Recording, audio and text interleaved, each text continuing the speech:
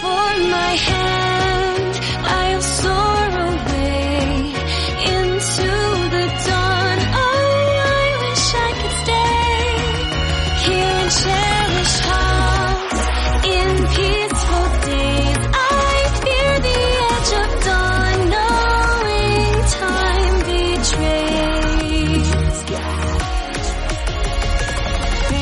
Alright, hello and welcome to the Fire Emblem Three Houses spoilercast. I'm your host Patrick Lum. I'm a golden deer gang. Who's next? Wow. Oh, go Ginny goes. Okay, well that was incredibly lame. Listen, we're the meme house. We're very lame.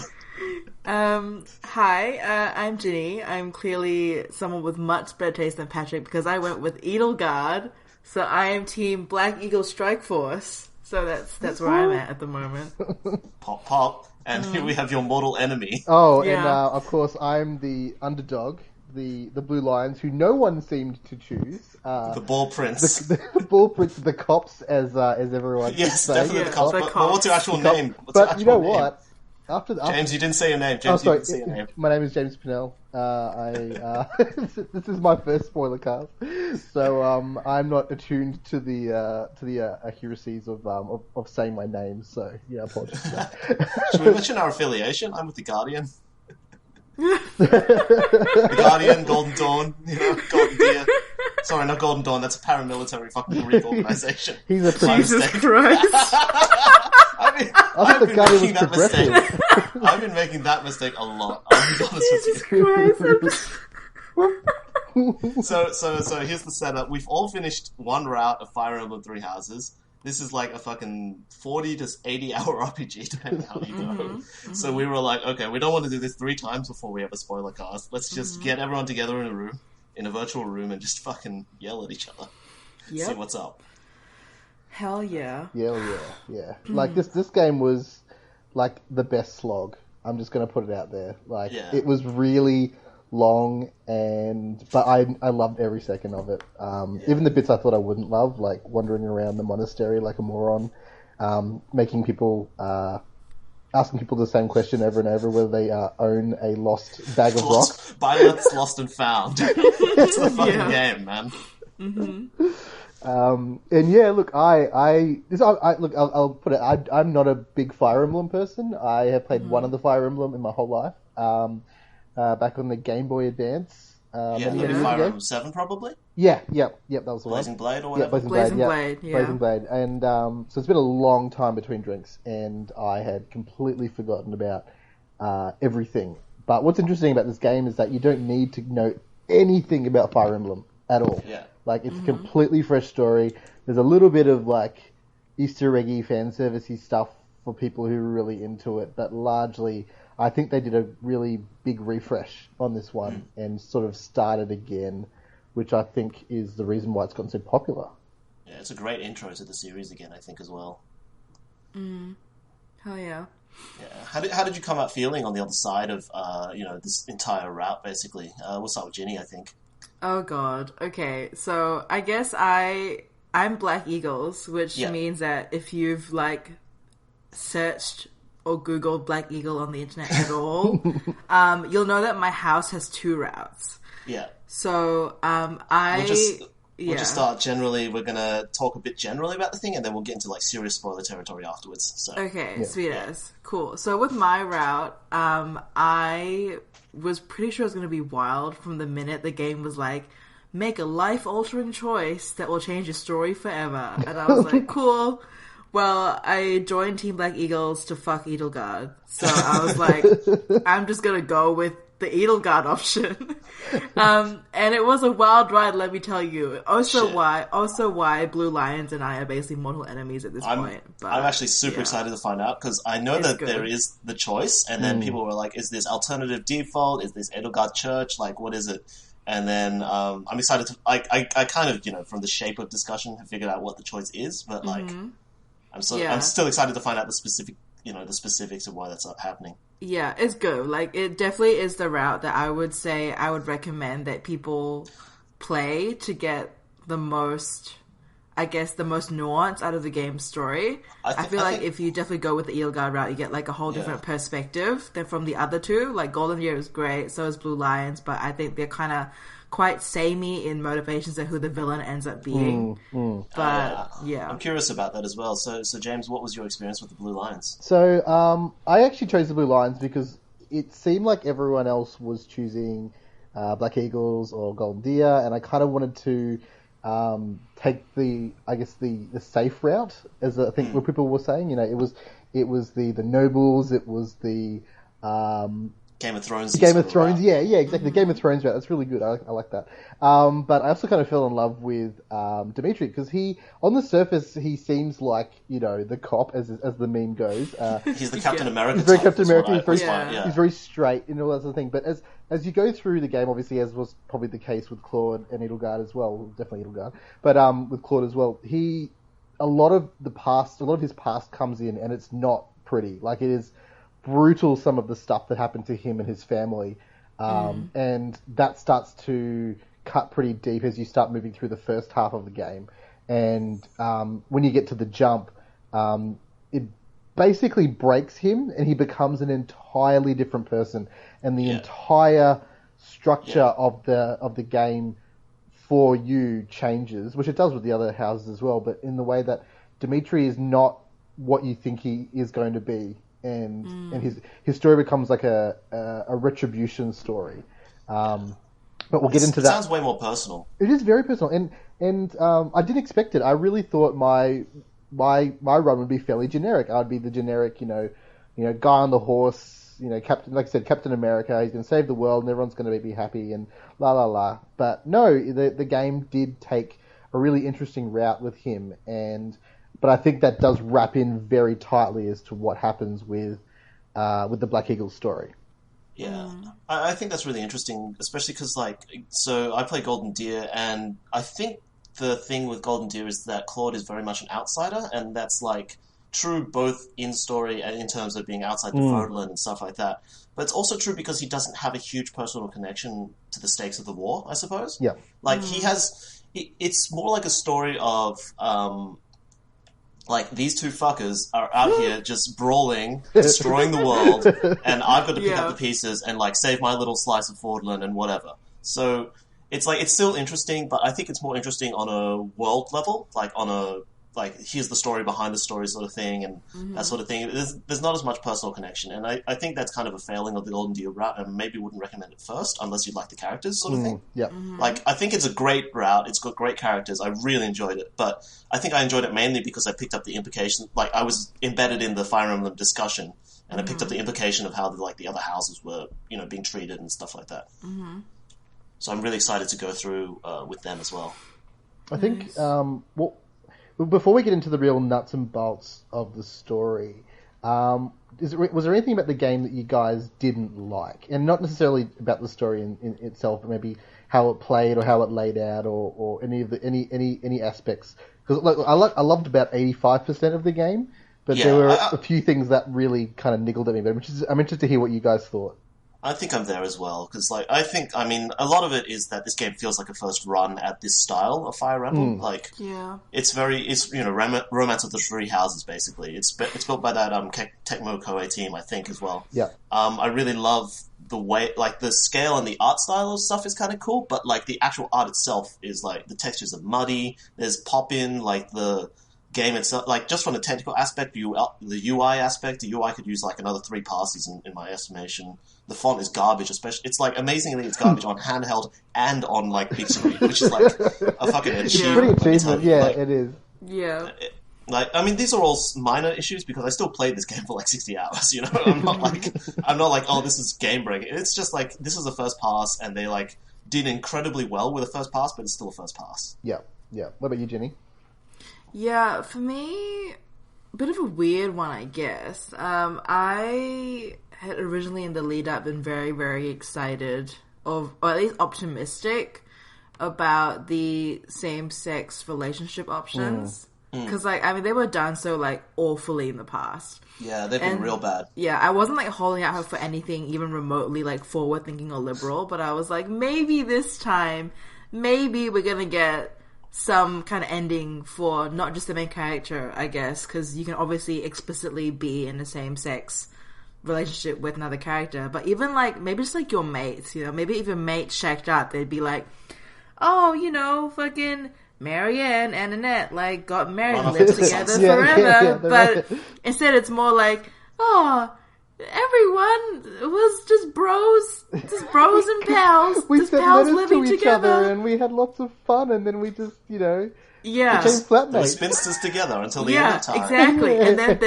there's that one with like two of the dudes, and it's like they were such good friends. They died on the same day because they couldn't live without each other. And I'm Just like, kept bro-fisting dude, all the time. Yeah. yeah, that's I'm right. like, dude, just say it. Just say that right. Like, these guys died on the same day because they were probably in love. They were fucking.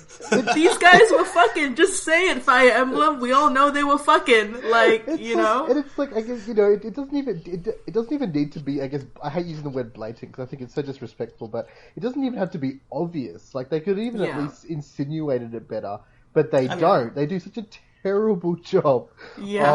of saying they don't it. even do like normal ass heteronormative marriage. Like No. they usually like talk around it, they imply it. Like I got They're like like- Raph and Marianne shacking up or whatever in my one, but they're just like they're running in together. I'm like, they're running in together, huh? Okay. Yeah, Well, you- exactly. It's like he made her smile the rest of her days. Yeah, just just say it. Just say it, my guy. We know they got married and he got her pregnant. Let's just fucking say it and get it out of the way. I'm kind of surprised that the game even lets you choose a gender at the start. Like I chose male because I just, you know, I just a default.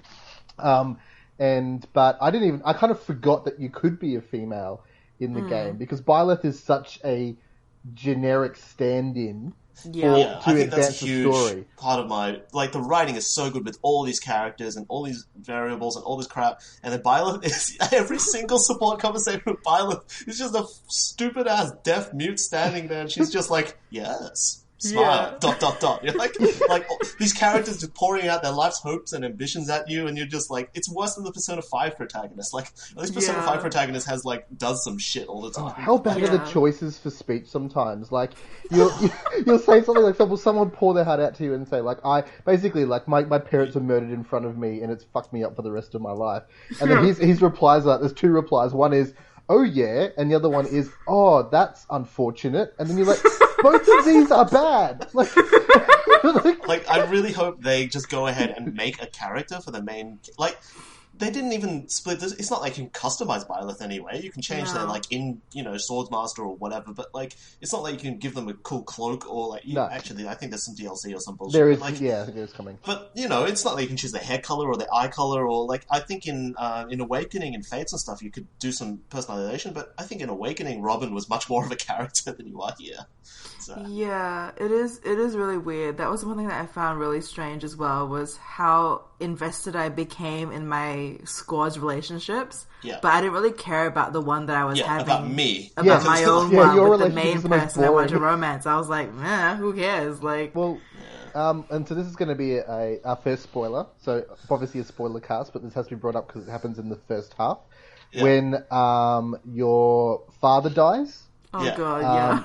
And Geralt was rad. That dude was rad. he was rad, but like But you are just like a nothing. you You're Yeah. just like your reaction to this death is so like you Insipid. Like, yeah, it is. The game like kind of drops you in front of his grave, and you just kind of look at it and you go, "Yep, cool. All right, what's happened? What's this? Let's go back to teaching the class. Let's go have some dinner." that's yeah. It's such a huge issue. It really is. It does detract because, like, you know, we're gonna harp on about this game and talk about all the really good. And you are a central part of this plot. Is the thing. Like you are like a golden child, mysterious reasons, church conspiracy bullshit. But like you're just like. But actually, I as a character don't matter in the slightest. No. Yeah. I'm just like the standard fantasy, protagonist. Everyone loves me, hero bullshit. Your story It's- is completely irrelevant. Like the game tries to insert your story into the plot of whatever house story you're following. But I guarantee that if we all played our stories at the same time, your Byleth story would be exactly the same. It would It's have the had least any interesting impact. part it's the least interesting part, and that's Yeah. amazing considering the bullshit revelations they have. But like, it's still just like, it's like, I don't know. Maybe it's in some ways it's the most traditional part of the Fire Emblem experience. You know, there's always like a 1,000-year-old dragon who turns out to be X, Y, and Z, and then like Yeah. I really did like, though, sorry to interrupt, I really did like how the game very gradually unwrapped that villain present.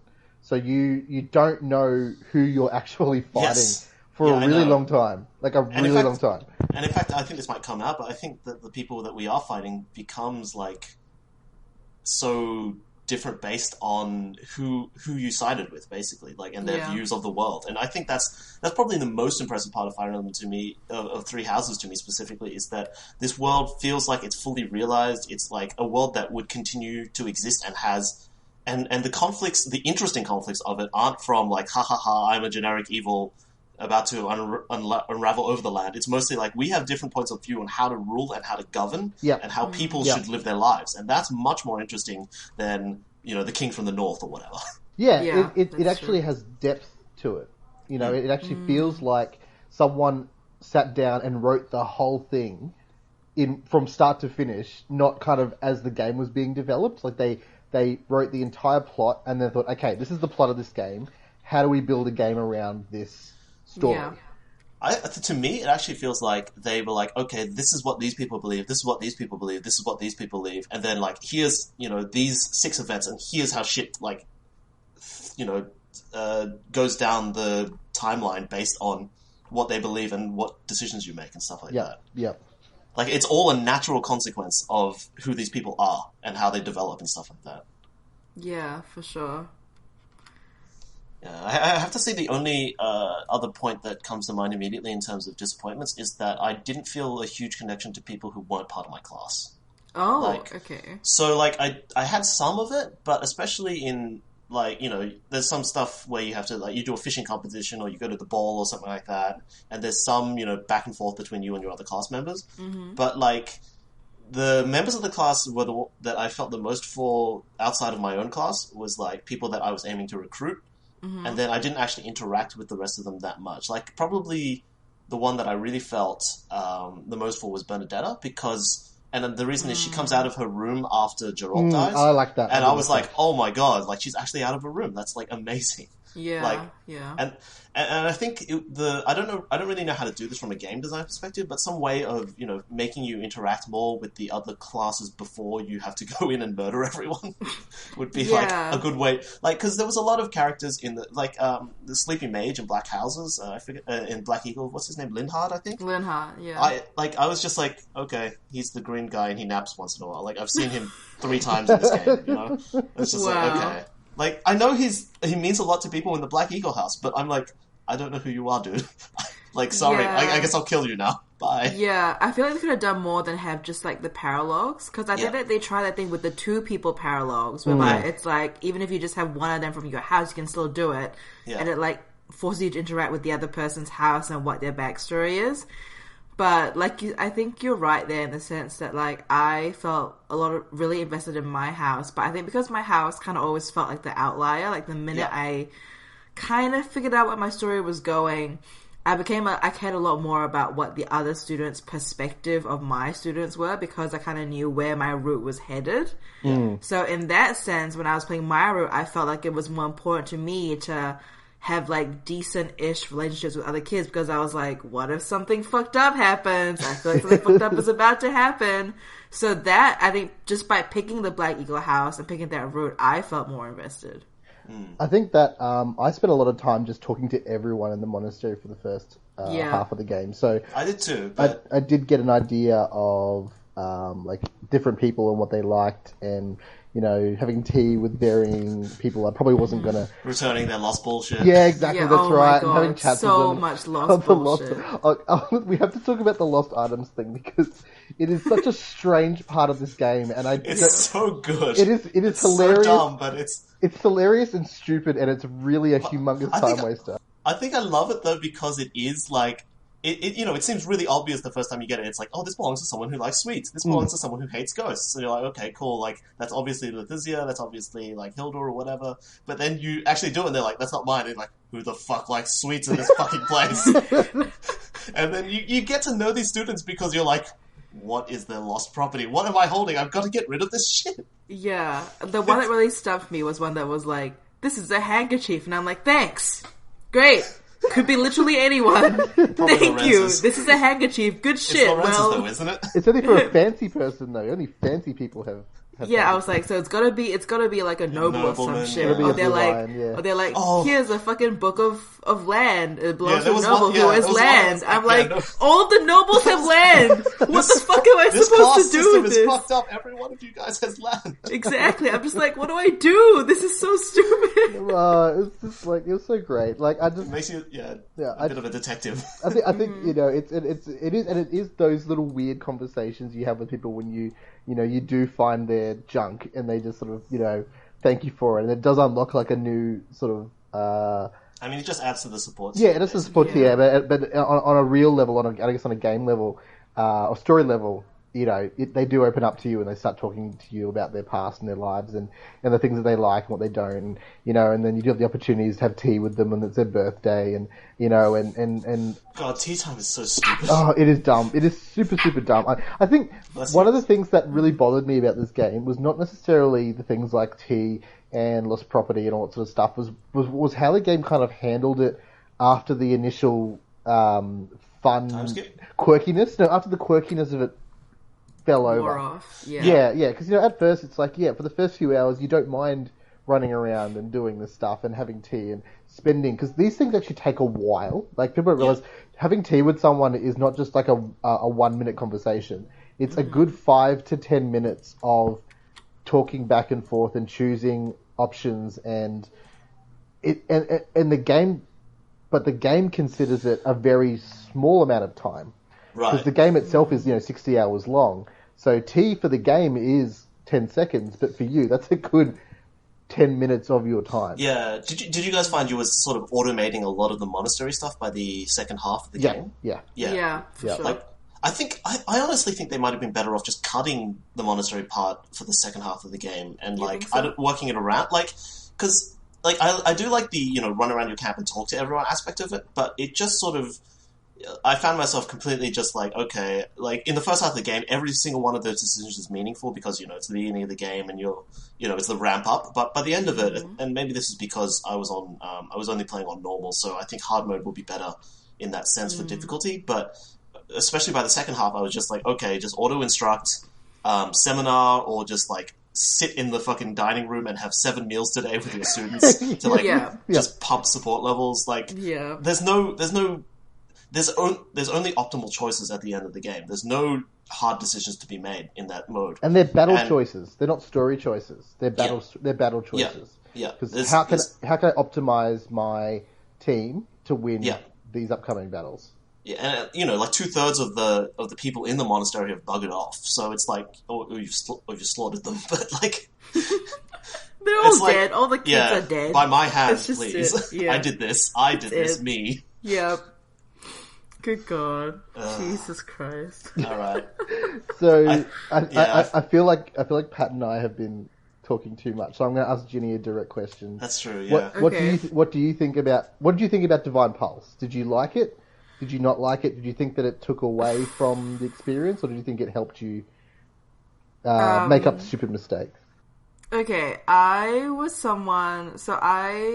have played a lot of Fire Emblem games, and so I'm the kind of dickhead that's like, yeah, I'm gonna play this on like the hardest difficulty. It's gonna be completely fine. And it was most of the time, but I basically used Divine Pulse to do dumb shit. Yeah. Like, it wasn't like, I wasn't even like worried about like saving my fucking dumbass like fucking kids, because I was like, you know what, there's always that one expendable kid every battle. You're just like, you're like 4 levels below the rest, like you kind of cry a lot, you're a little bitch, like it's fine, like if you died I'm not really bothered. But enrolling in Ginny's army. Yeah, but like, right? you don't want to enlist with the Black Eagle Strike Force, okay? Like, Edelgard's a cold bitch. Brutal. Brutal. Essentially, I think Edelgard's the cop. I use it for dumb shit. So, like, what I would do is I would try and, like, set up some really, really dumb strats when I was like, okay, there are, like, these 3 gigantic beasts in front of me. I've got 6 dudes. How am I gonna, like, double strike all 3 beasts at the same time? So, like, I would use it for really dumb things, and then when they failed, I would Divine Pulse myself. But, like, I would basically use it to, like, I guess, as, like, an ambulance at the bottom of the cliff type thing for my really risky gameplay style. So I thought it was fun. And I mean, like, you don't have to use it. Like, no one's, like, making anyone use it. It's just, like, a good kind of... It's a way to pad your mistakes, like, if you really, really make it a bad thing. I mean, permadeath... right? Permadeath still exists, so who the fuck cares, right? If you want to use it, then use it. If you don't, then don't. Yeah. I actually wish they had... Because, like, it exists, like, you know, the traditional Fire Emblem bullshit of, like, reinforcements suddenly appear right in the middle of your army, or, like, the boss suddenly starts moving and you're like, what? Yeah. Like, I wish they had done more of that shit because Divine Pulse existed. Like, there is not enough gameplay level surprises in this game. Yeah. I feel like it's all very telegraphed for sure. Every time they were like, reinforcements are coming, the enemy would be like, I've only got to hold on for about 6 more turns. And I'm like, oh, you little bitch. Like, you know, come on. Like, I had a couple of bosses actually start chasing me down, and I was like, what? Why doesn't that happen more often? Like, you fuckers. For sure. Yeah. I think the giant beasts are cool, though. Giant beasts are rad. I think the funny thing about Divine Pulse that I did not like... I think Divine Pulse is one of those things, it's like Schrodinger's gun. It's like, it's there, and you don't have to use it, but if you do... Schrodinger's gun? That's probably about... Chekhov? Chekhov's gun. Chekhov's gun. Schrodinger's gun. That's a new one. I don't one. even know where that even came from. Jesus Christ. It's been a long day. Anyway. I love it, yeah. It's one of those things where, you know, it's like the game sets you up. So every now and again, you're going to do something stupid. And the game is set up all the battles are set up in a way that, from the way that the game chooses your default unit placement to where it puts you on each map, it knows you're going to do something dumb that's going to kill you, like putting an archer in front of a heavy fortress knight. You know, he's going to like fire two little arrows. They're going to like bounce off his shield, and the guy's going to chop him in half. Yeah. So, and the game, for people who haven't played the game, every one of your characters has a very small amount of HP points naturally. So I think the max amount I had on my best character was like 85. I think 85 HP. So if you put up a heavy user against a magic user, for example, a heavy armor against a magic user, that magic user is just going to rip them in half. Like, they're going to tear them to shreds, and it's going to happen in one turn, maybe two. And so this is really why is a game about positioning, and this is why Divine Pulse exists, because you are going to even accidentally move the wrong person into the wrong spot, and they will die. And once they die, they're dead in Classic. So you know, I like that it's there because the game's like, look, I'm gonna fuck with you every now and again, and I'm gonna give you a little chance to reverse that, so you can enjoy that thing happening. But then the game's really good with the prediction stuff, though. Like, the orange lines, like when you move a character and then just 20 lines intersect them, you're like, you're like, I gotta get out of here right now. How many times have you just seen that and gone, fuck it, and then just just leave them there? Well, I'm like, I'll take that. Like, only one of those 5 archers will hit my character. This will be fine. I'm just moving Hilda in there and just like, Hilda. That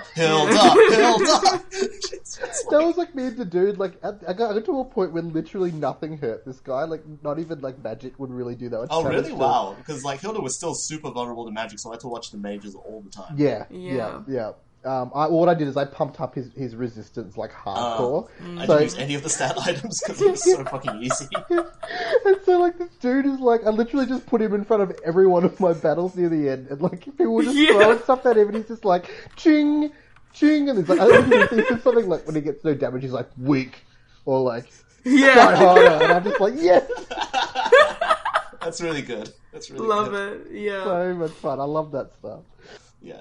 There was definitely a point at the end of the game I was just like, I'm not going to equip any weapons, I just have Hilda out the front. It's just like everyone just bounces off her and everyone mops it and cleans up the support conversations. God, Jesus Christ.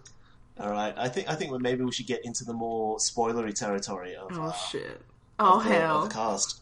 We get it. So in I'm here. super interested because I'm pretty sure the first half of the game is all pretty much the same, right? It's all the same, yeah. It is all the Yeah. same. Like Lord Lorenz's rebellion, and then freaky church shit where she's just like, I'm gonna fucking go Knights Templar on this shit, and you're like, I don't know about this. Yes, Yeah. that's a good idea. Yeah, I found that really weird, by the way. Like, just the church always gave me bad vibes because she was like, here's what happens when show your kids that we murder everyone that opposes us. And I was like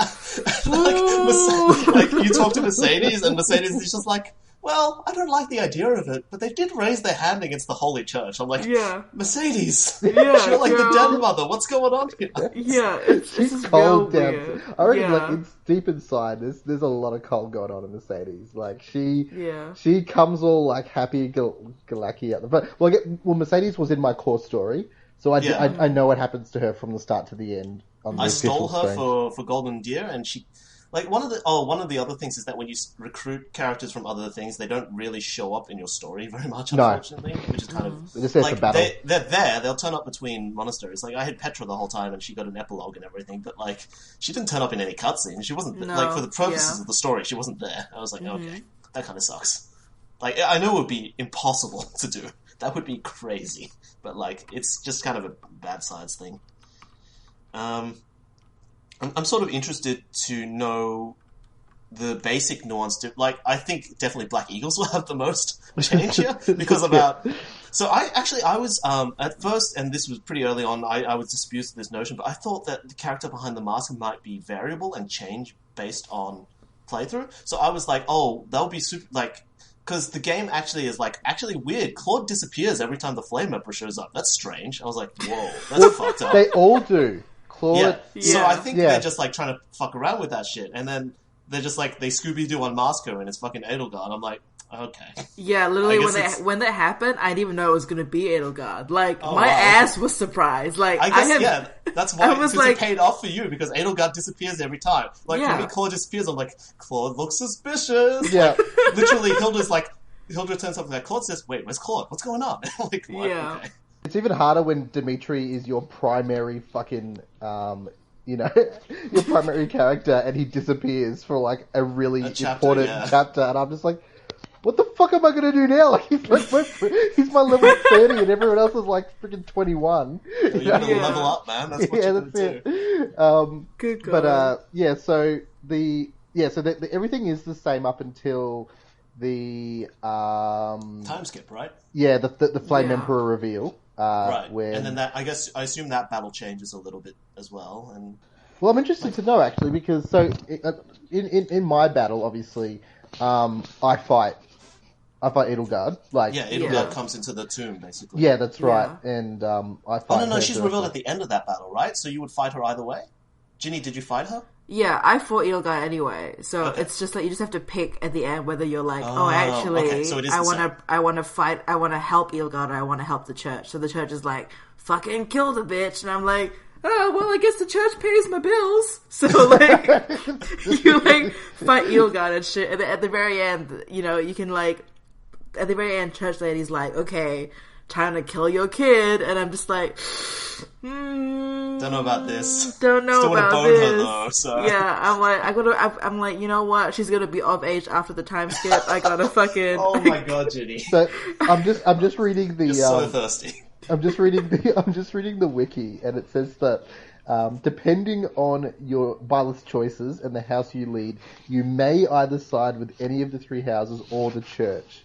If Byleth sides with Edelgard, then they help her lead the assault on Garreg Mach. So the Oh, okay. So the assault on Garreg Mach actually changes. Yes. That changes, yeah. yeah. Okay. So I didn't get a choice. Like, literally, Yeah. I am We the defended against the fucking rogue, heretic scum, basically. Well, yeah, Yeah, like basically. when Edelgard is revealed, Dimitri just fucking loses his shit. Like he Yeah, goes, he goes Dimitri has personal completely. reasons, right? He goes completely off it. Like I saw Yeah. that one cutscene where he's all just like, "Right, I'm like a fucking murder room, but I'm just gonna fucking knife everyone to death right now." And I was like, Jesus, okay, Oh, dude, holy he shit. goes nuts. And then after the time thing, you basically go back to the monastery and you find him. He's got an eye patch, He's been living there on rats the whole time. What's going on? Yeah, that's what I said. It's like he's been literally just living on rats and like, you know, like eating the corpses of his enemies or something. I don't know. Like that, he's turned into a complete fucking psychopath. It's Did they explain the eye thing? Like, do you know why it happens? No, they don't actually talk.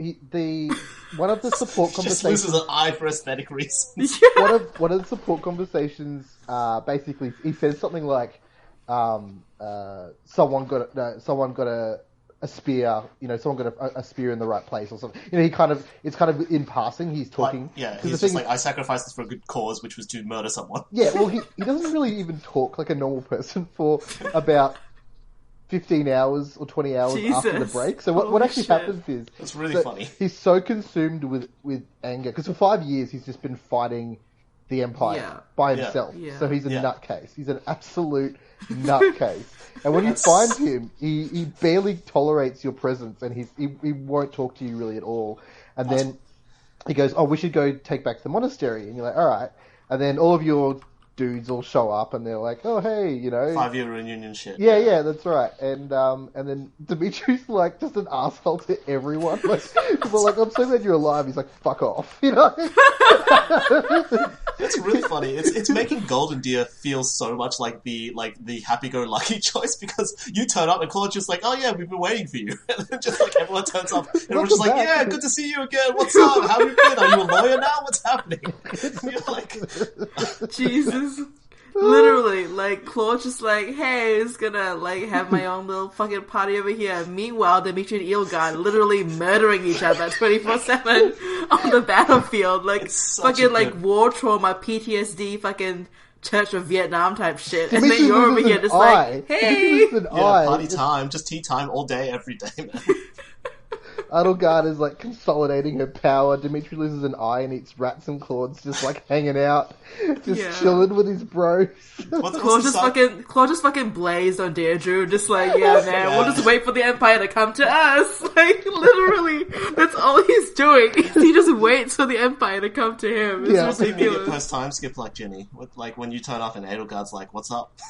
Yeah, so like literally, like I showed up. So Ray turns into a dragon, and then you get tossed into a cannon. That shit was crap, by the way. That was the worst excuse for a time skip I've ever fucking seen. That was so sure, cutscene, wasn't it? I was so sure that when you get like tossed into that portal by the mage or whatever, by the false Thomas, I was like, okay, you're gonna go into the portal and you come out the portal the other side like 5 years later. That would be cool. Yeah. Like that makes sense to me. It's got some magic bullshit. You sacrificed a goddess to do it. That makes sense. But like this is just like Ray turns into a dragon. You get tossed into a ravine and you just get knocked out for 5 years for some reason. Yeah, like, I found it really weird because they were like, the reason why you go for 5 years is because concussion. And I'm like, what do you mean? You had a perfectly good magical excuse earlier. And it's like concussion. He tossed you to an infinite dimension of sadness or some shit. Yeah, but no, it's just fucking weird. It was weird. It was just such a really lame way to do that break after all of the effort they put into.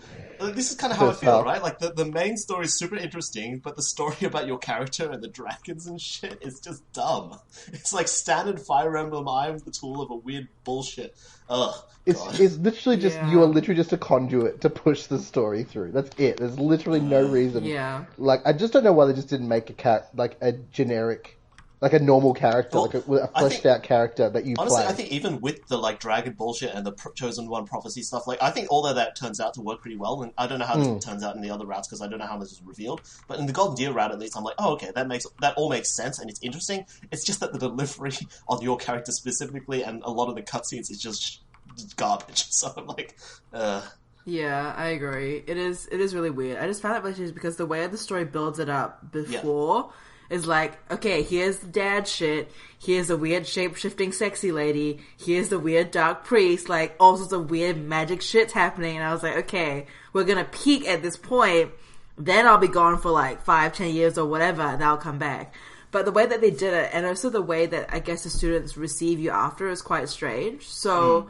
I know Dimitri's all like emo and like, oh my god, I can't believe you're alive. I'm just another ghost of my past trauma haunting me, like that kind of shit.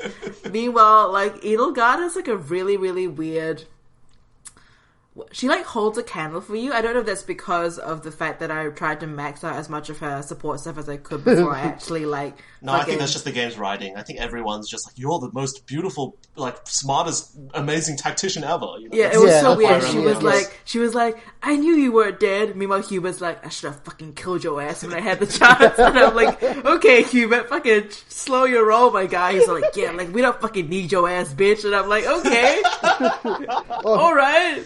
He's like, you're only alive because Edelgard likes you. And I'm like, I just literally woke up from a 5-year coma. Please take it easy on me. Like, dude, come on. I don't know what's going on. It's ridiculous. But Edelgard was very like, Professor, you're back. She like hugs you and shit. And I'm just like, I probably have like lots of physical trauma. And like, I don't know how I've survived 5 years. But okay, go off. Like, you know. It was a lot. They handled that shit really, really weirdly. I think across all the routes, yeah. It's funny. So, the part 2, there's the Silver Snow. Yeah, yours is Silver Snow, mine's Verdant Wind. What's yours, Ginny? It's Crimson Flower? Crimson Flower. Yeah, okay, Yeah. sweet. Rad names. Hell yeah. Yeah, and it's well, for some reason... Yours is like a revenge story, basically, right? Well, James's. Silver Snow is the one where Rhea comes back. Yeah. And then the other 3 are the more generic, non-Rhea comes back ones. Mm-hmm. I think. I could be wrong, because I'm just... Don't bother looking it up, man. Just talk about the route that you experienced. Yeah, so basically the way it worked for... I'm not reading the details, I'm trying to figure out how the game sort of structures the post-spin. So... When you come back to Dimitri, he's a complete fucking mess. His entire kingdom is in tatters. Yeah, it's fucked. Like, I came back and basically Claude's like, yeah, the Fargo Dukedom like doesn't exist anymore. They can't eat it. I was like, oh, okay, great. Dimitri's just unstable. Like, the dude just wants to murder everyone, and all he wants to do is kill Edelgard, and he will literally kill anyone on the way to do it. So, everyone all the students come back and everyone's like, hey, let's like, chill for a bit. Yeah, like, no. Everyone's like, no, let's chill. Everyone's like, I seriously want to, I want to murder everyone. So he ends up actually forcing a battle between his own army, the Empire, and the Alliance, which I think is the one that we all do. The Grunderfield Mark II. Yeah, right? yeah, and then everyone does badly in that, effectively in the story. But in my one, I wiped out the Empire, and then I thought that once I'd killed the Empire, that I didn't touch the Alliance. I didn't touch the Alliance, and then they just started trying to attack me. I'm like, I'm just waiting for like the battle condition to end, and I'm like, wait, I have to kill them as well, to like for this to end. I'm like, that's not really. How it would work. So, always I just targeted Claude, got rid of Claude, and then he doesn't die, he just retreats. Fucks off. He runs away, Yeah, I love how the game decides, like, when they retreat and when they die. Like, it's like... It's just story stuff, basically. Yeah, it's like... That's all there is, but... It's kind of funny, because you're not sure, like, if I kill so-and-so, will they stay in the game? Or will they just retreat? Yeah, exactly. Will they die, or will the game just kind of give them a reprieve? But then I kind of like when you do kill someone permanently, or someone on your team permanently dies, because it'll slow-mo, and they cry out, and it's like a big...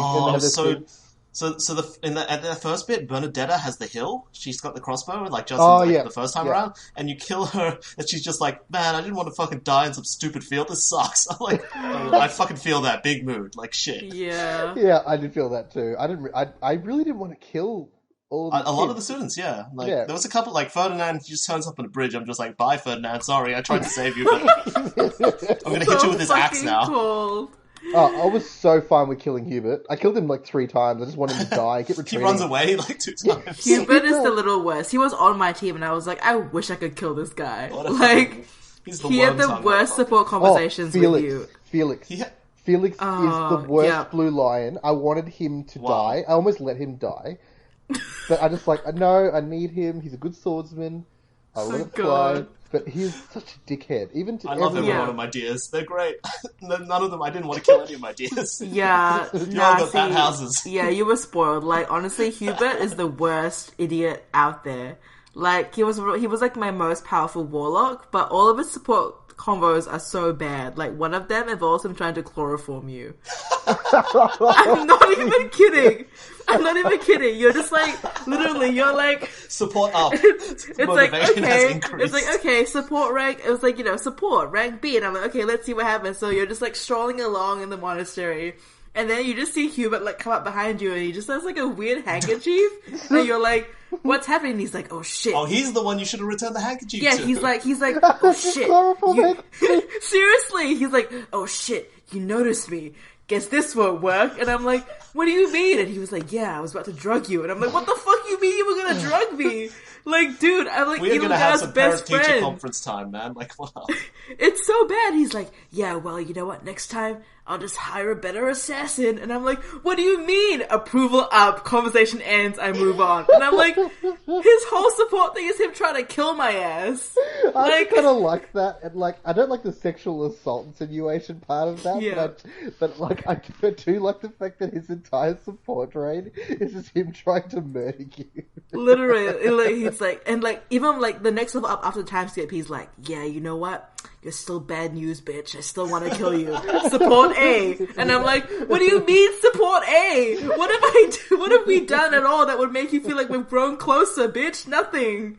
It's so bad. I hated him. I wanted him to die at every opportunity. Oh, God. That was exactly like Felix. Like, you go to Felix, and then he would just be like, hey, dickhead. And you're like, yeah. Hi, Felix, how are you? And he's like, fuck you. I'm not telling you how I feel. I feel nothing.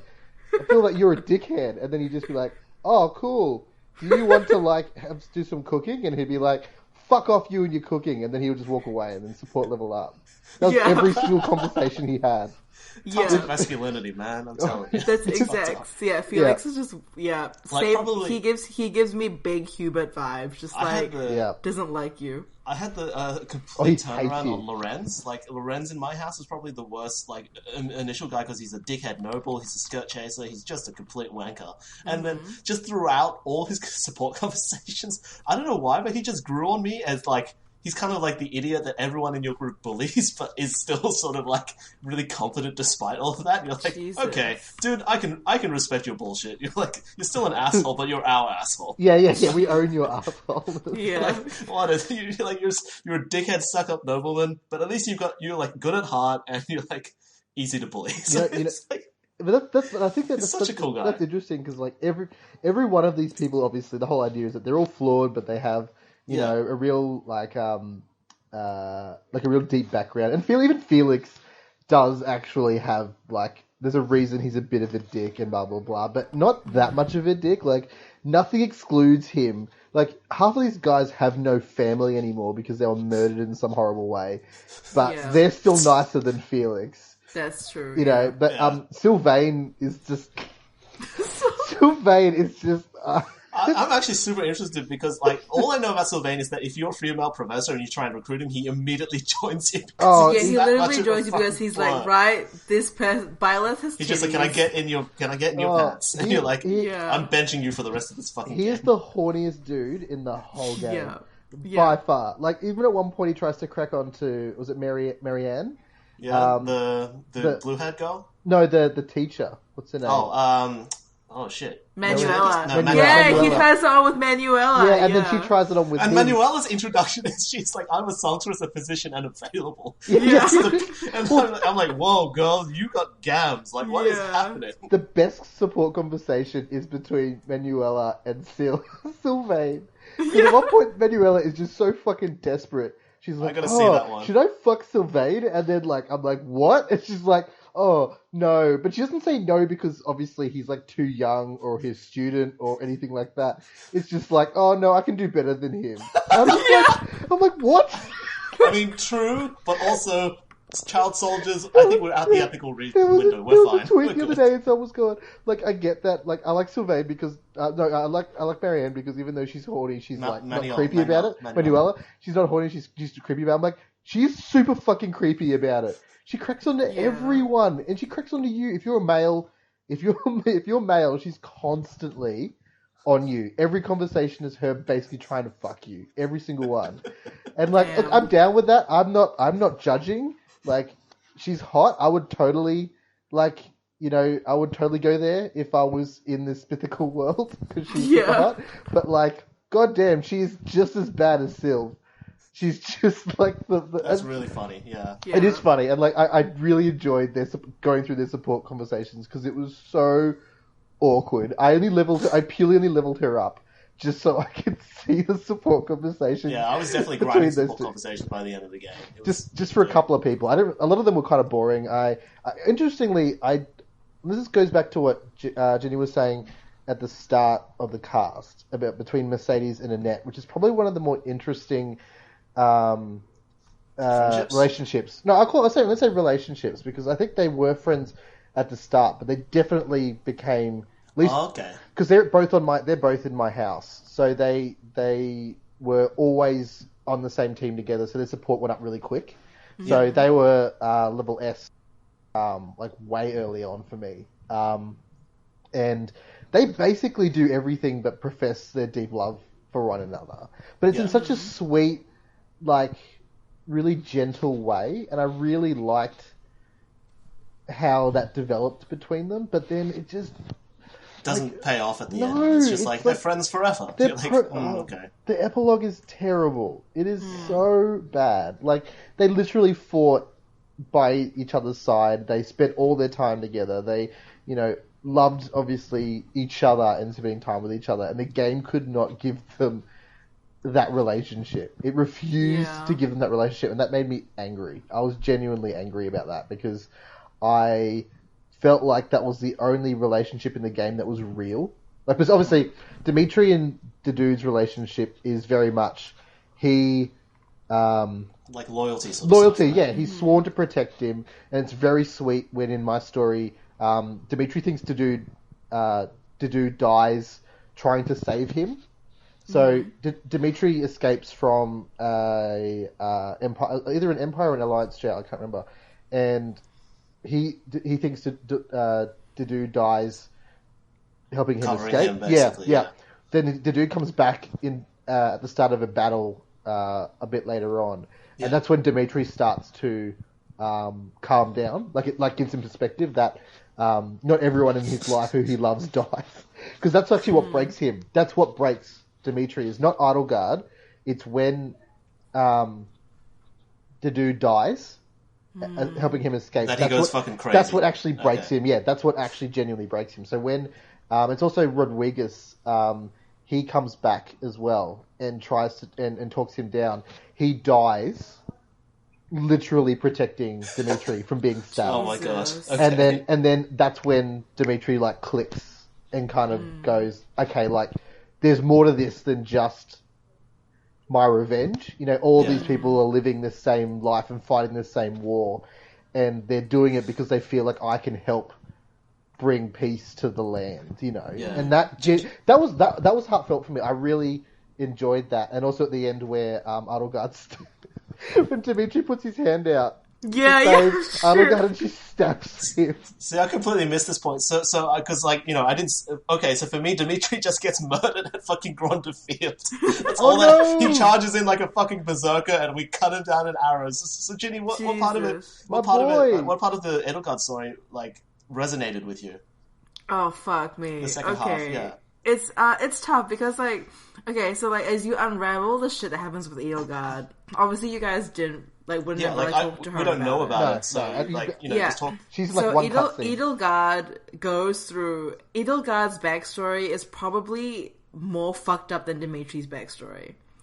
That's pretty amazing considering that Dimitri is the poster child of everyone he's the Batman of this game right now.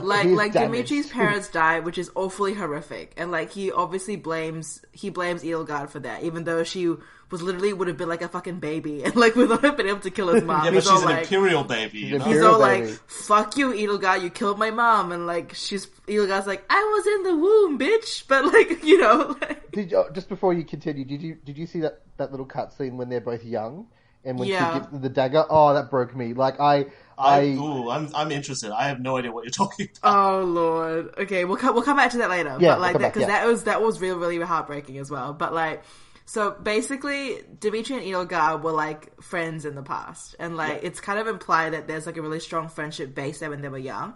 But what I found out, what kind of really, really like hurt me, I guess, with the Edelgard route is like weirdly facing off against you guys, the other factions. Yeah. Because like Edelgard, for all of her like blustering about how she's going to make the world a better place, the only person she opens up to about the bad shit that happens to her is you. Is Dimitri? Yeah. Byleth or Dimitri? Byleth.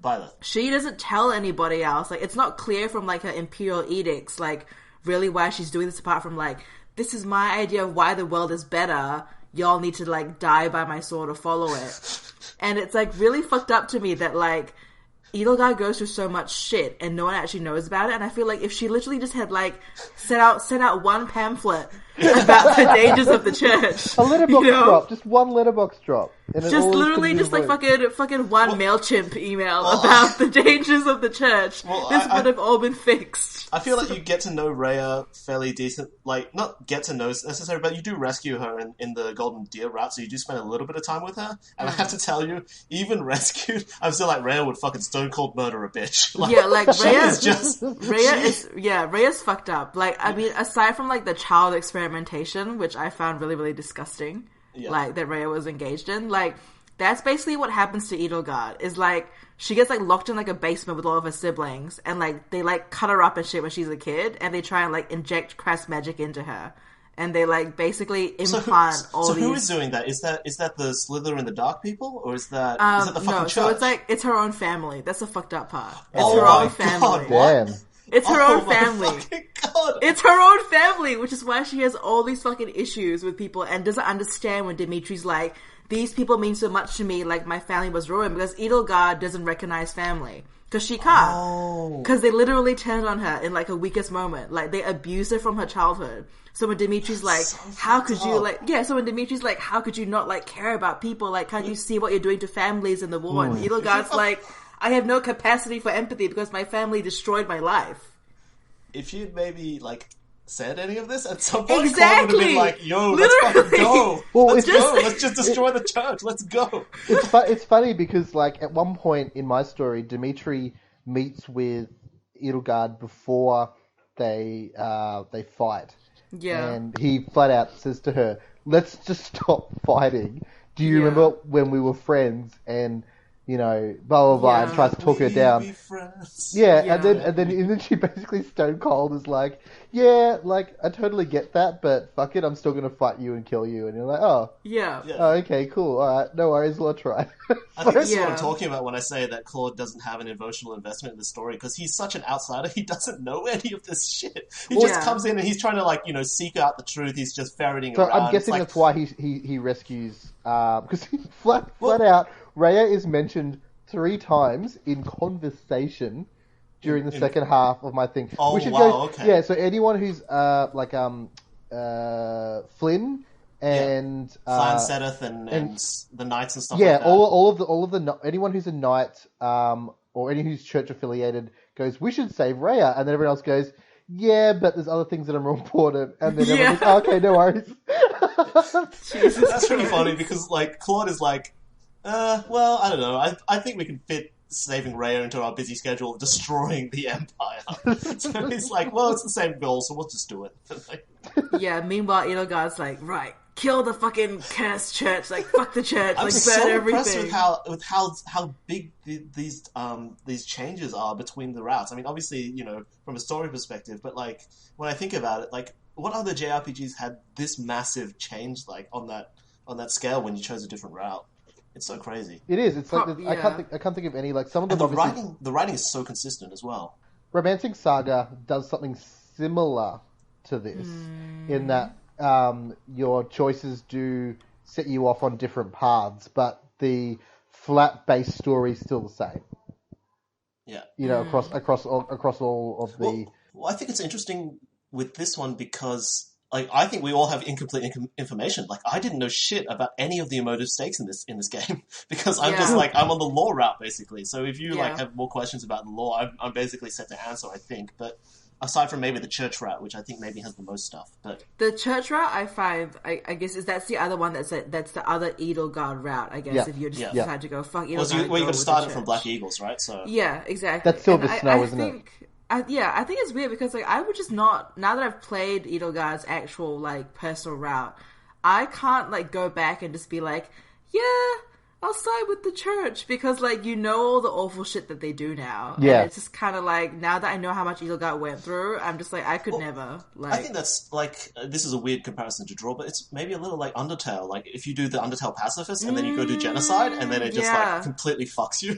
No, yeah, like, I think you're right. Because at that point, you're only doing it for the 100%, basically. Yeah, and then exactly. you're just like, but you feel bad as a person, or you're supposed to anyway. So. Yeah. No, I think you're right. That's actually a really good comparison. And, like, not just because it's, like, kids murdering kids. But I'm still interested in the lore stuff, because, like, even in the Golden Deer route, like, Rhea basically just drops a shit ton of truth bombs at you just near the end, and then you go find a completely unrelated random last battle, basically. Yeah, see, I'm interested in that, so because who's the last boss for you?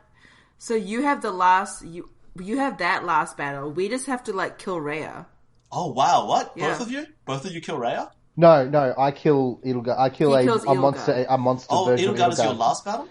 It's a monster version of her. Yeah. Oh, wow, It's like, okay, that's fucked up. It's like devil Edelgard. She basically absorbs the Slither people, the Agartha. Yeah. She absorbs the Agartha demons into her. It makes her into this fucking crazy beast, and then you have to fight.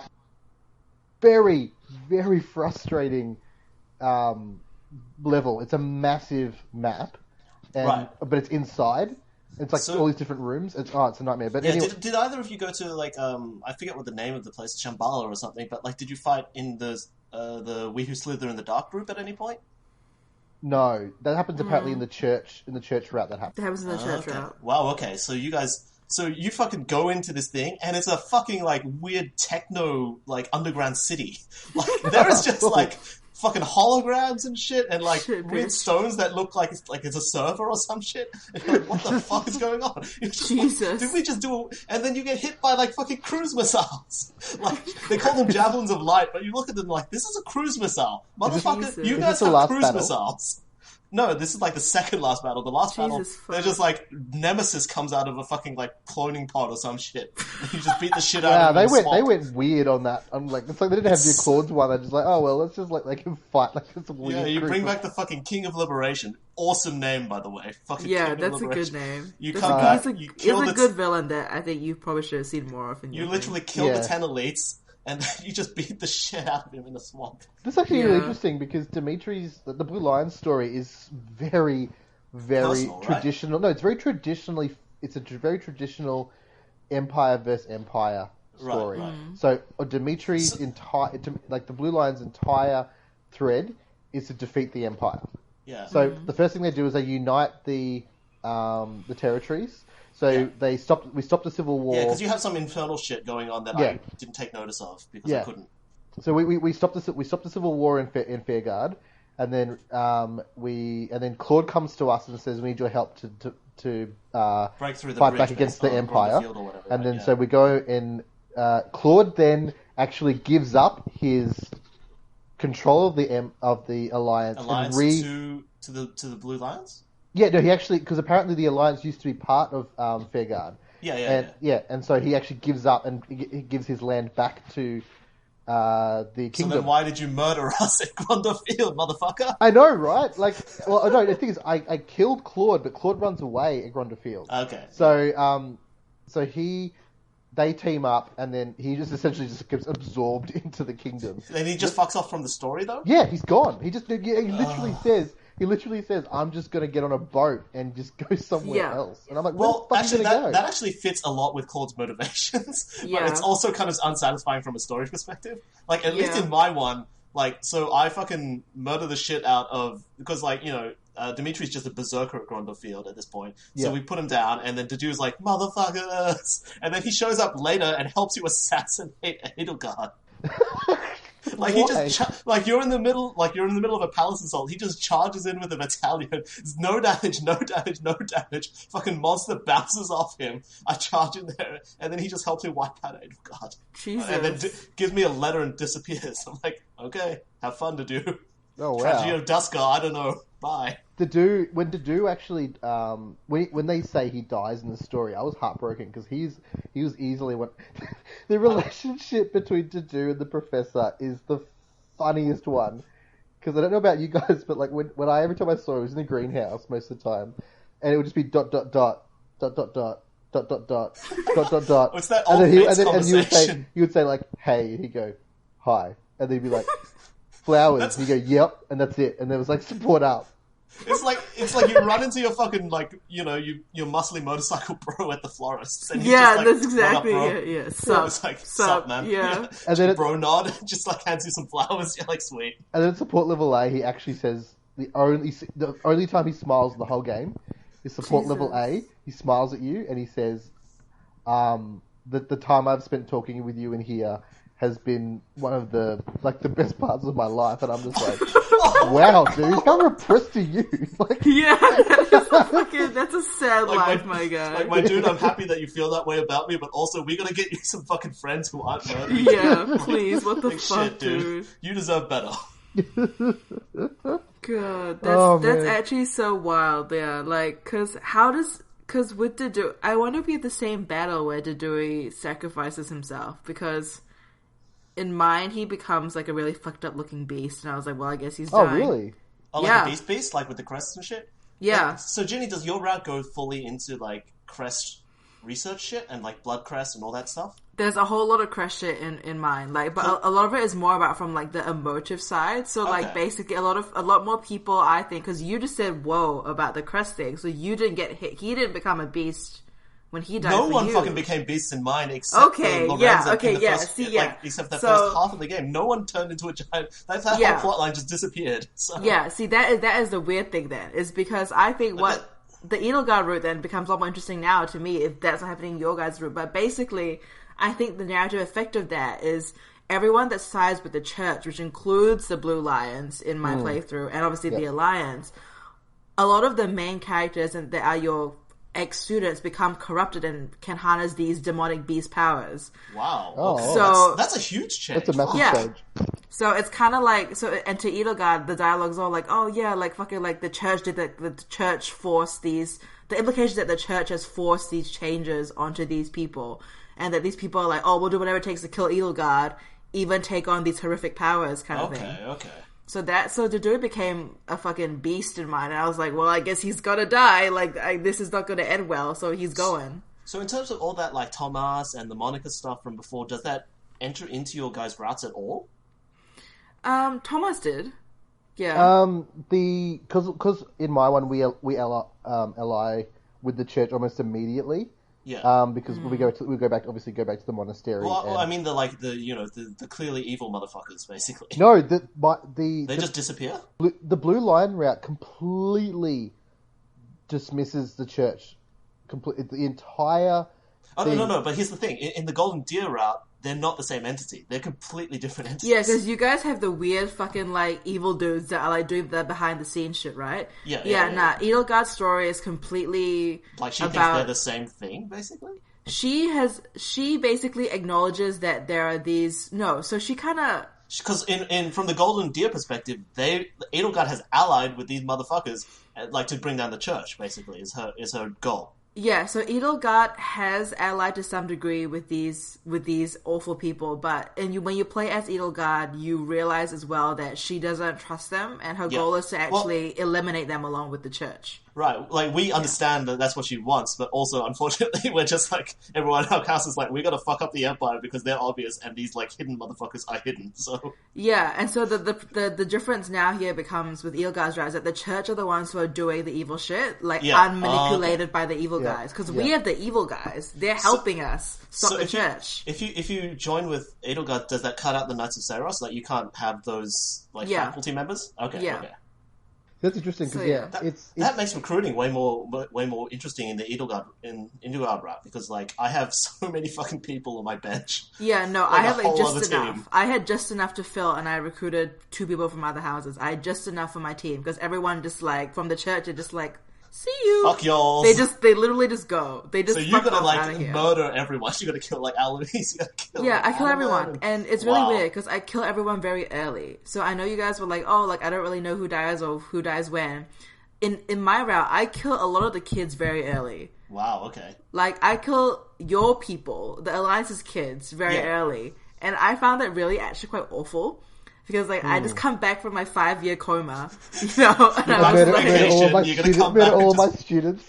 yeah, and I was like, yeah, like what do we do? And you guys like, we gotta seize this foothold and destabilize the Alliance. And I'm like, yeah, like we can do that easy, no problem. Like, bet a couple of villages, and then fucking Ignatz is there, and I'm like, oh shit, I remember Ignatz. He likes to paint. Yeah, I'm like, I know that kid, like, and then literally there's and like this. this. Like, we use this axe.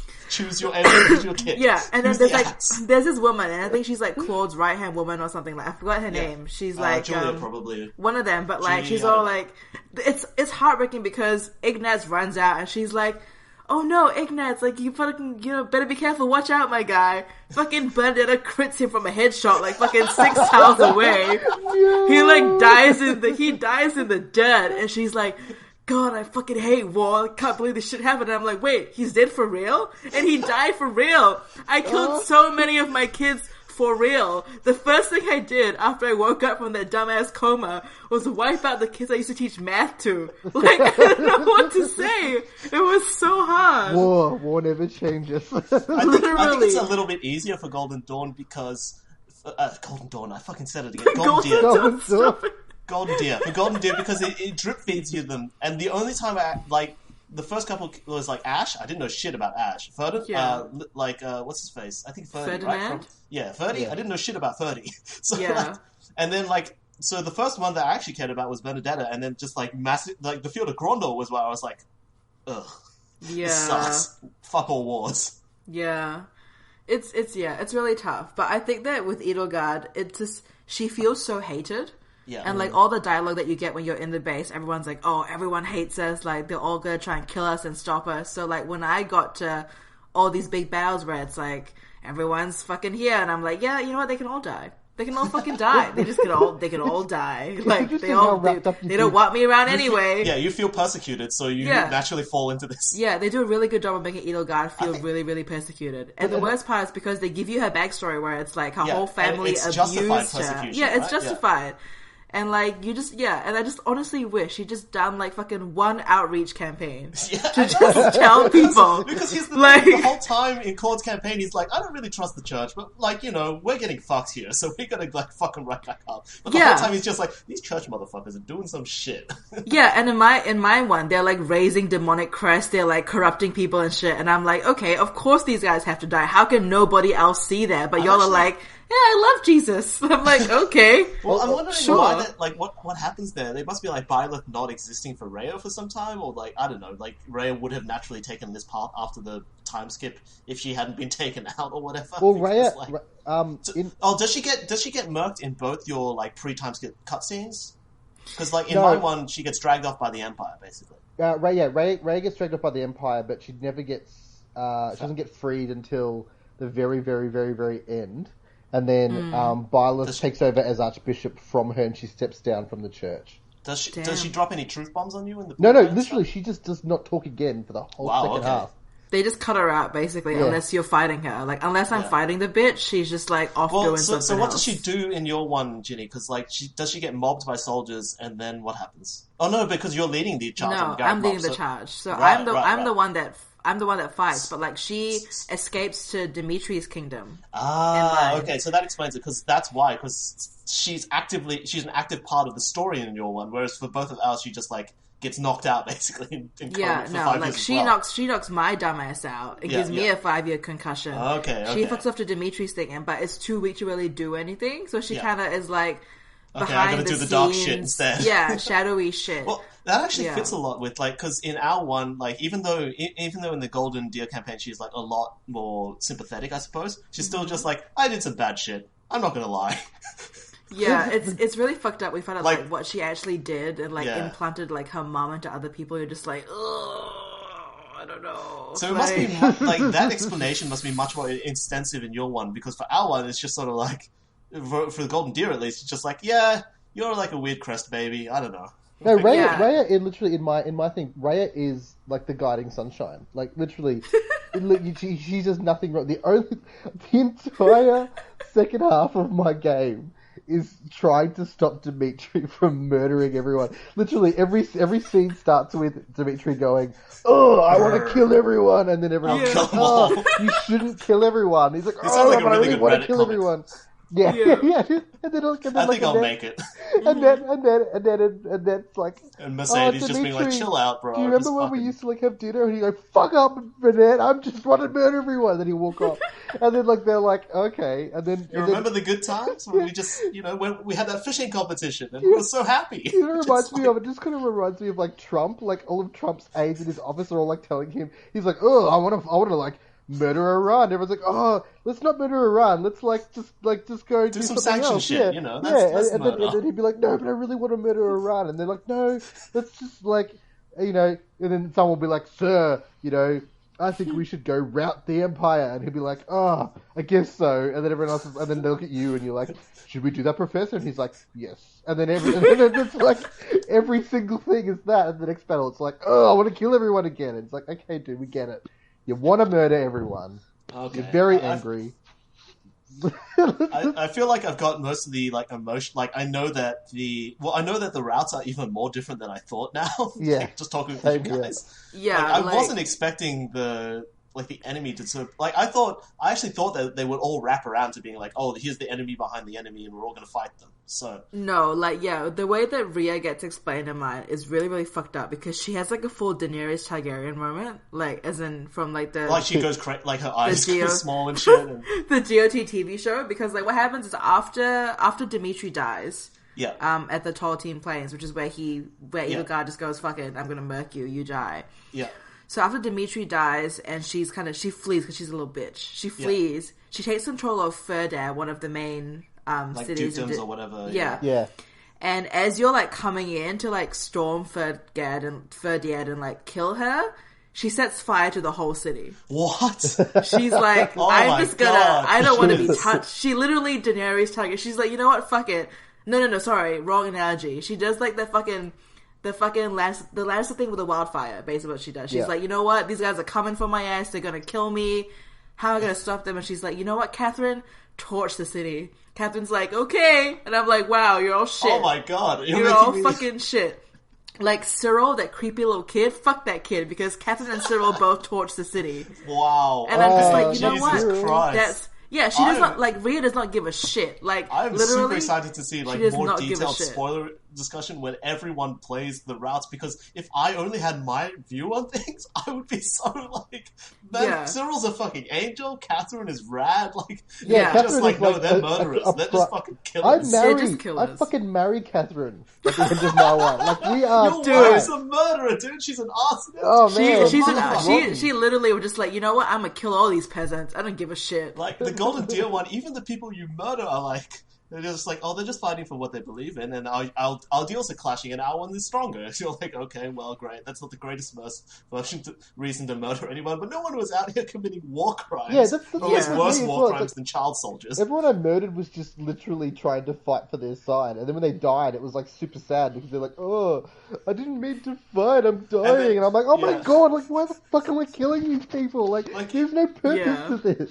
Like, all the evil guys that we, like, murder in Golden Deer are just straight up, like, cackling, like, ha ha ha ha ha, I'm going to rule the world, or whatever. You're like, fuck you, fuck you, fuck you. And then, like, you kill the main guy and the whole bunch of them dissolve into, like, ash. I'm like, okay, cool, I guess they weren't real anyway. Yeah, we rarely get that. We literally only have to deal with the church, and the church is really fucked up shit. Like, in Edelgard's route, just fucking Rhea gets crazy. She literally goes insane over the course of the route. And she tries to kill you because she's like, you've got my mother inside you. And I'm like, I bitch, think that what the would really fuck? fuck her up, basically. But, like, so how much do you learn about her, basically? Which is, like... Enough. So you learn about the fact that she basically started experimenting with this crest pregnancy type shit because she wanted to bring her mother back. And then you also find a little bit more about the Well, do you the learn, dark like, who she people. is and who, like, her mother is and stuff? Yeah. So all that's kind of sorted out. And so you also know that she had initially allied, I guess, with the dark ones, and then, like, kind of rewrote history to, like, get rid of their involvement and stuff. Oh, wow, okay, cool, because she only tells you the sanitized version in the Golden Deer Oh campaign. no, bro! That's- So Cyrus, That's rad. Cyrus, and all the original deities of the well Yeah, had actually were the ones that gave technology and stuff to the fucking fucked up people, like all your weird What? missiles. Oh yeah. my god, wow. because Yeah. She's So, like, straight up they just were like, like- those yeah. motherfuckers, like, killed my brethren and made the No, relics and crests from their bones. And I was dude. like, fuck those guys. Oh Like, my- they- okay, Oh look. my god, that's so Okay, cool. yeah. So Sothis and like the other people connected with these people, and they made them really, really like advanced. Yeah. But then these dark people eventually got so powerful that they tried to kill their gods, like Sothis yeah. and Saros and stuff. it's a JRPG, and so that's how you because know. of that, all these gods banded together and drove your people, the Slithering people, underground. Yeah, they're like... Who then resurrected Nemesis and blah blah blah and killed Sothis and blah blah blah. But the power that these evil people had came from Syros and Sothis. Like they were the ones Okay. that made them hella advanced and powerful in the first place. I don't know if you get into this, James, but basically the revelations that we're talking about is that Rhea is Saros. Like, Rhea is the, like, god of her own religion. Oh yeah, And then she's like worships Sothis, who is also her mother, it is- but they're it all is- like dragon motherfuckers. They're just Yeah, they're all like dragons. Everyone's it's really dragons. surreal, like how the church has almost nothing to do with the story in It's the Blue Lions and backbone Second Round. of like It's the whole nothing at all. mythology of the world. Yeah, that's wild because I guess that makes sense because for you, Rhea is absent, right? The Yeah. Empire kidnaps her, so there's Yeah. no chance for you to actually talk to her. No. Whereas she's like the main So- villain in mine, and it's all like, So what oh, does- soliloquy. Yeah. What does Seth and Flame know in your ones? Do they do anything? What's No, that? they just fuck off. They side with Rhea, so we have to fight them and kill them. Oh wow, okay. So in our one, it's so if you get their A support, it's like between the two of them, it's revealed that the two of them are the. You know how you're praying to the 4 saint statues or whatever? Yeah. They're 2 of the saints. They're Jesus. They're Oh, like wow. been existing forever. They're like the healer saint and like the whatever saint. Obviously, they're a dragon. You kind of pick that up fairly early Yeah. on, but because everyone with green hair is a dragon, that's how it works. Yeah. Except Linhard, I guess. But like, Yeah, he's just unlucky. But yeah, He's just no, a green we just fucking like murk them as soon as possible. Wow, Like, okay, they show Jesus. up and we're like, okay, you're all with the church, so you all fucking die. so in like Claude's Paralog, you randomly fight a dragon, and like if you fight them with Flame and Seta is just like, so what's up? And the dragon's like, we're gonna have to fight, and Seta's like, yep. So it's so good. It's interesting because we get all the church's good paralogs. So like, there's one where Seraph and Flynn have to like fight to get control of a lot of all of our paralogs. I'm not sure about you. I think all the pre-time skip ones, I think they're all common, so anyone can have those. I think. Yeah. So all of our post skip paralogs were all just about getting the hero weapons, the hero relics. Okay. So just and then we get like the Crusher and a few other ones like just basically. Like I didn't really pay attention to many of those stories because they were kind of weak. It was mainly just look, you defeated these guys and here's the hero. Yeah. My favorite Here's is the magic sword. Here's My the magic favourite is sword Lorenz's that because- you can use 20 times and then it's dead and then you need to like grind out to get Beasts, like yeah. 5 Yeah. items to fix it. Like great, thanks for that, guys. I think my favorite is Lorenzo's one because his is literally just like the guy south of me is causing shit on my borders, and then you go up and you just beat the shit out of him, and he's like, Yeah. "Well, my dad gave me this magic staff. Cool." Yeah, and it's like a grade E staff. I get it, and I'm just like, what the Well, it gives fuck you am I plus- supposed to do with this It shit? gives you It's plus grade 1 magic E. range, which is really good. So It's also like a chance to like half damage like taken. Yeah, That shit yeah. never fucking procced for me. I was always getting my face fucking smashed in. Did you like, guys see the? Did you guys see the It's trick? so often. Did you guys know that? Did you guys figure out the trick with the rusted items? Which, well, like some of No. them are like Some some of of them them are special, the mythical yeah. ones, and some of them are iron. Yeah, Yeah, I just some of never them are bothered. I was special just like, I'm weapons. too fucking powerful anyway. Like I can just Yeah. use my fucking training axe and beat you to shit with what, it. So. what was irritating is so you had to get A+ to even unlock to even Yeah. forge them, but the item you needed to forge, I never even got one. I did Jesus. every single battle that I possibly could, and I never even got one of the items that I needed to like build one of these Christ. weapons. So I was gutted. I had like 700 rusted items to make all these amazing weapons and never used any of them. shit. Fucking game. Jesus. It's What like a power bad armor. video It's like power armor and Fallout. It's like you get all this stuff. Yeah. It's like, oh, awesome! And then, can I use it? Like, no. you cannot use. You're any out of of this batteries, bullshit. motherfucker. Yeah, you're out Bye. of bear. You need to grind to use this weapon again. I'm sorry. So that's what's awful. the ultimate conclusion of your guys' storylines? Basically, like my one's just like, okay, just fucking Merc, the King of Liberation, whatever. Everyone fucks off. Fucking Claude fucks off to Elmira, becomes their king as well. I was just like, what the fuck are you doing, Claude? Okay, It's like, he's just like, he that's advocated in interesting. favor of Lorenz, fucked off to Elmira, became their king, and signed his own peace treaty. I'm like, you piece of shit. You motherfucker. interesting. You love the world. Like, you're too much of a multiculturalist. That's funny because I let him fuck off in mine because he was like, Well, Eagle Guard, I want to so- go on holiday, and I'm like, you know what, fuck it, I already killed Dimitri, like you just fucking just go. I didn't So give a his shit, basic, man. so Claude's basic deal is that he's just like, he's biracial basically is the deal. So he's just like, okay, I was treated shit over there, I was treated shit over here, I'm gonna like fucking tear down this wall and make this like, because if you think about it, Fodlan is really insular, apart from the bit where they like went out and conquered Bridget or whatever. That's So he's true. just sort of like, I want to introduce trade. The last sort of cutscene rad painting thing, which I love. Those things look so cool. But like has like a whole bunch of like Arab Sultanate sort of looking dudes coming over from Ooh. overseas. It's like really Okay. like multicultural, basically. Interesting. How okay. fucking white is Fodlan, by the way, now that I think about it? Like, literally the whole team is Fodlan's white. really white. Oh Which yeah, is it's like the fucking European Union or whatever. Yeah. It is literally like fucking Brexit Central. Like, It is- just fucking like white it's- people causing trouble. Like, as a Catholic. It's literally just Fire like, Emblem. no, literally, this is like it's like Fire Emblem, the whites are at it again. Like, the two factions that cause the most shit are like literally the white monarchists. Like, And the then, like you fucking... got motherfucking Ingrid. Like from what I hear, Ingrid's just like Duska people all suck. Yeah, Like, she's every so single person- racist. She's so racist. And It's every so single bad. person's C support level with Cyril is like, oh yeah, you're one of the good ones. Yeah, it's Ooh, so racist. Hilda, I love you, but like, lady, so fucking you gotta bad. learn some shit. I always Yeah. find that really interesting, the stories in Japanese RPGs as opposed to the stories in, say, Western RPGs. Because Western RPGs, race does come up all the time. It's in almost every single game. Race is a big deal, and Or even like if it's, weird allusions to race. yeah, exactly. Like I think you and I talked about this before, Pat, where in the Matrix, where that Keanu Reeves is actually not a white person. He's like Asian American. Well, he's Asian Hawaiian, Asian American. Asian American, yeah. So, but in that movie, he's a white guy. He white passes. Yeah, Definitely. and I feel like in a lot of Japanese games, because in Japan, race, Japan homogenous, is rather it's like than 93% Japanese in Japan. So, ethnic Japanese. So, I find I it think they're interesting. getting better about that, but yeah. No, but it's interesting because like I feel like in this game, especially because it's been a really long time I've played through such a long JRPG Yeah. from start to finish in a very short space of time. And interestingly, the Final Fantasy series does a much better You're talking about those job, bloody Albed, aren't you? a much better job. I don't at- trust those Albed.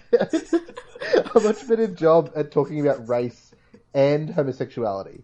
Yeah. And I feel like this game kind of alludes, like you said, Claude is biracial, and this is really interesting because I thought that as well. I thought that was interesting as well. That the Alliance seemed more multicultural than either Well, the I wouldn't Empire say or the the Alliance Kingdom. as a whole is multicultural. It's just that they happen to be right next to Elmira, so any like influence at all comes through them, and so it's like they're the only ones it really touches. But I mean, like the Fargus Dukedom still has the Duskar stuff. I know that's a huge part of their like backstory stuff. And then, but they the kind Empire of obviously has genocided Bridget, them though. So the kingdom kind of killed all of them because they thought Okay, that that's not good. So Jesus. that's a big part of the Dimitri story backstory. Is the Dimitri's conflicted about because the dude is from Duskar. So he's a Duskarian. So so a lot of the Oh time. my god. I just remember the pre-time skip bit where the monks are saying we shouldn't trust anyone from Duskar, and the dude is like, yep,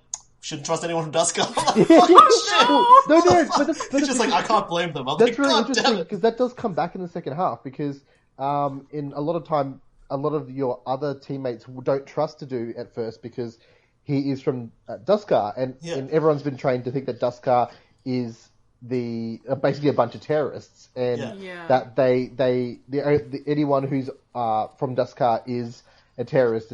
But what I feel is really interesting is the game didn't do enough with Duskar. So the whole idea is Dimitri basically says, look, I will avenge Duscard. Once I found out that the whole Duscard... Do you guys know that the whole Duscardian thing was a big bunch of bullshit? So no idea. Yeah, so what happened was the reasoning for murdering everyone in Duscar was... And I might get this wrong, so I apologize to anyone who's listening who is probably yelling. Is that part of your family were implicated in a conspiracy to blame Duscar for an attack that killed someone that they Literally never a false did. flag operation? Yes. So Jesus. the attack that the Duscardians apparently did to incite their genocide by the kingdom was actually a conspiracy by the kingdom to murder the Duscardians. Wow. Jesus. Yeah. What the fuck? That's the biggest one of the biggest revelations in Wow. in the second half of Alliance R1. like fucking just party time over here because we'd have nothing on that level. Like Alliance is literally just like, I think Lawrence's dad is bad. That's like it. Oh, Like Lawrence's dad is an asshole. Maybe he's doing some monster shit. I don't know, but like for the most part, like the Alliance is just like, yeah, we all get along. Whatever. But that's why Dimitri kills his own stepsister in R1. So I have I don't know who these the characters fuck? are. I don't know any of these group, like when in the beginning of the Golden Deer campaign when the all these named Empire people turn up, I'm like, I don't know who you are, I don't know who you are, I don't know who you are. Jesus. Yeah. That's wild because I didn't know that, at all, and all I hear about Dodori in mine is that he literally becomes a beast. Yeah, same here. He just picks up Dimitri's corpse off the battlefield, then turns up later being like, I'm gonna have Edelgard's fucking head. Well, this goes back to the Civil War bit happens all in the 5 years. A lot of the Civil War happens in the 5 years. Oh, So okay. when you come back, it's like, this is all the shit that happened. And I escaped, I got captured and, by the faction of Fairguard that I'm not part of. And they imprisoned me and they were going to kill me. And then the dude helped me escape. Fucking And so I bust through, escaped. call But then that he man through a died. wall. Yeah, that's right. So the other faction is where your stepsister, I can't remember her name, I'm sorry, but your stepsister is part of the other faction. She helps me out. Yeah. Yeah, that's Okay. right. Yeah. I have no idea who she is. She's hot. That's all that matters. The dukedom, Thanks, Jenny. the dukedom allies with the Empire. Yeah.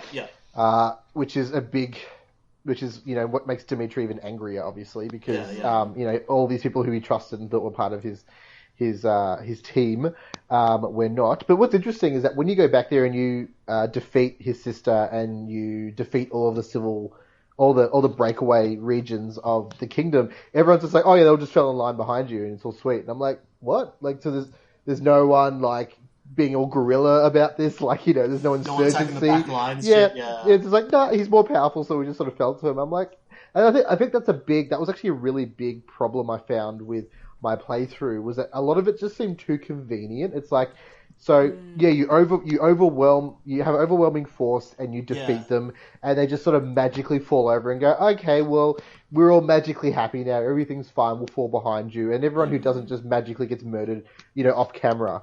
And it's like, and then, so it was just like a very slow drumbeat towards killing Edelgard. That's Did you feel all. the same way, Ginny? Pardon? Did you feel the same way in your one? I kind of felt similarly, but I would be interested to hear your thoughts on the sort of back half of the story just being a series of convenient plot events, I guess. Mine actually felt like I was fighting a bit of an uphill battle because, like I said, everyone hates fucking Edelgard's ass. So, like I said, I got the fights where Dodori became a fucking demonic beast. So, at every single turn, it was just the church. It was the church is bad, knocking me over the head. Yeah. The church has ruined everyone's life. It's ruined all your kids' lives, and it was really, really actually fucking depressing. Okay. To play as Edelgard.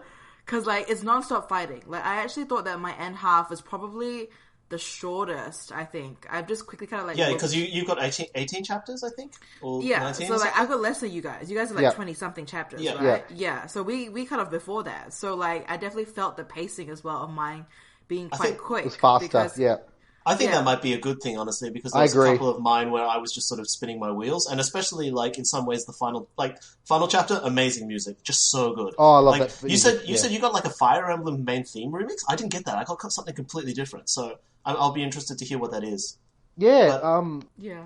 Also, apparently the main song has dubstep. Oh, the Underground City track has dubstep in it. It's so weird. It's so good. That is the true gift of the Church of Zero. So she was like, just like she was Bob, so Ray this just is like, DJing. yeah, you guys get computers and dubstep. Fuck, we're gonna fuck off now. Bye. Like, That's what the hero's crests are.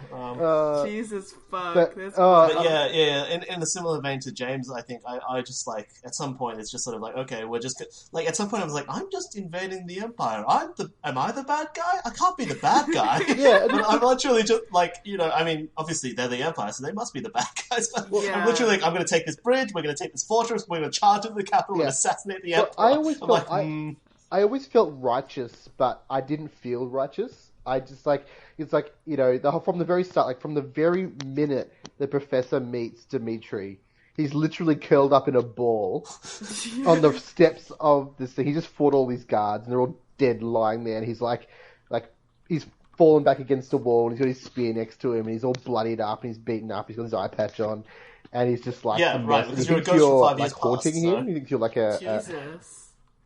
yeah, exactly right. And he's like, I'm now being haunted by the professor. And he's like, no, I'm real. And he's like, oh, okay.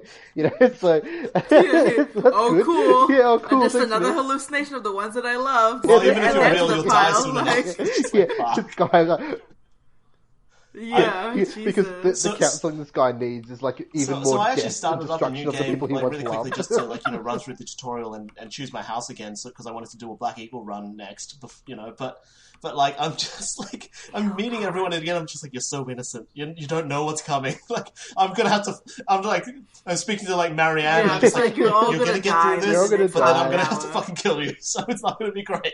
I'm just like, oh my god, my precious Marianne. Yeah. Like she's so Well, that's funny good. Yeah. She's so good after the time skip. Oh my. Yeah, enjoy that. I think that's going to be Enjoy yeah, that. because You're gonna like kill I everyone didn't as feel you anything go, for the character. Like not that I didn't feel anything, but I didn't feel as much for the characters as I think I could have if they had structured the game slightly differently to make you interact with the other students more in the first half of the game. But I think this time around, because I have been hanging with these characters for like 60 hours or whatever, when I have to like fucking put Ignatz in the ground, it's gonna hurt. Yeah, also with Edelgard, I think it hurts more because of how all the other people that are like your Yeah. house's auxiliary characters want to protect the kids. Like I said, like with Julia, she was all like, "Oh no, Yeah. Ignatz, like don't do it," but then like I just fucking killed them anyway. But like seeing how much like the Alliance and the kingdom, like these like mentor characters will try and protect Yeah. the other characters. I mean, I had a makes specific it worse ending when with you have to kill Liz, them. 'Cause Liz and Hanneman, where they like had like basically the full golden ending of like cures her like bullshit and like Aw. becomes his apprentice and all this good stuff. I'm just like, I'm gonna murder you both. Like that's what's gonna happen next. That's what this game will make me do. Yeah. That's what I will do, I guess. I Yeah. shouldn't disclaim the responsibility, but Yeah, still.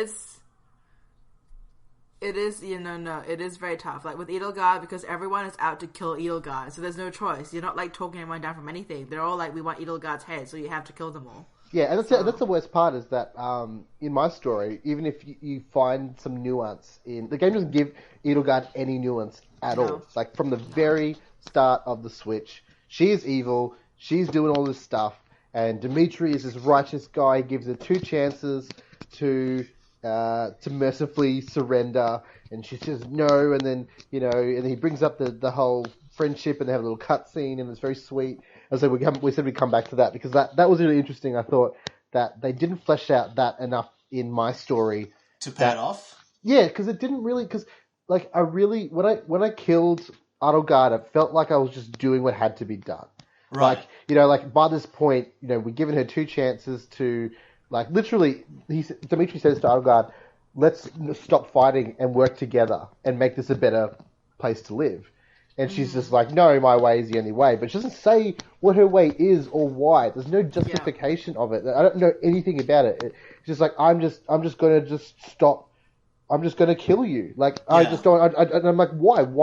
Why are you doing this? Like, tell me. Even if it's like a stupid villain Goldfinger style story about like why you feel your way is better. What is your way? I do not know what your way is. Like, Maybe she's just like, I don't want to do the standard villain thing where I just monologue and tell you my whole backstory before you kill me. But that's the thing, like, the game sort of insinuates, like, oh, we have this past, Adelgard and Dimitri had this amazing past, and they were friends when they were young, and they made promises to each other, and, and you show her the dagger, and he goes, I just want to give you this dagger as, like, a gift of friendship or something? Yeah, like to remember, and she actually softens up, and she goes, like, I didn't think you'd still have this. I remember this. And then she goes, even though, but that said, I still want to do what I have to do. And I said, okay, fine. And then when you kill her at the end, there's a cut scene, and he reaches his hand out. Because what happens is she is a monster form. Shit. You kill her, she actually doesn't die. She just removes the monster form. Yeah, it turns back into the human. Turns into the human, yeah. The other and ones, then, right? yeah, and that's right. And then she looks up at you, and Dimitri puts his hand out to help her up. Oh my god. And then she reaches up and dissolves? and stabs him. Oh, no, she what? actually stabs him. She stabs him in the chest, but she misses Does she his use heart. the dagger? That would be so cool. Yeah, she uses the dagger. Yeah. Oh my god, that's so cool. And then just off camera, Dimitri just gets his staff and just stabs her in the chest, and she just slumps over and dies. And Wow. I couldn't understand. Like, I wanted to know why. Like, why? I get the first time she wanted to have a chance to win, but after she had been defeated, like, literally there was no reason for her to die. She could have at least been taken into custody or been exiled or something, but she decides to die, but I don't know why. The game never told me why. With Ginny really, like, shed light on that in any way, you think?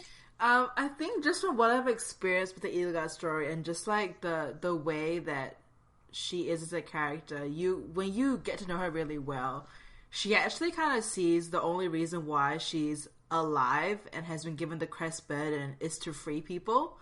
So like when her plan, I would see her like if her plan fails, that's kind of it for her. Like her motivation to live is gone. Like her entire she feels like her entire purpose is to use this crest that she was given, like, forcefully. Yeah, because she does have does she have a crest of flames? Is that the deal? She has a fucked up crest because of all the experiments that they did on her. So basically, like, it's like a weird fucking warped thing. I can't because believe this whole side of the story they is just literally- hidden in But this fucking I'm black I'm starting to keep her in realize a that basement. I'm pretty sure that's what the game is trying to say. Well, no, Is that war, it supports war it, is pointless. War is pointless. Yeah. Because we the reason why we're so angry is because if we knew about all of these other things, we wouldn't have done what we did. But we didn't.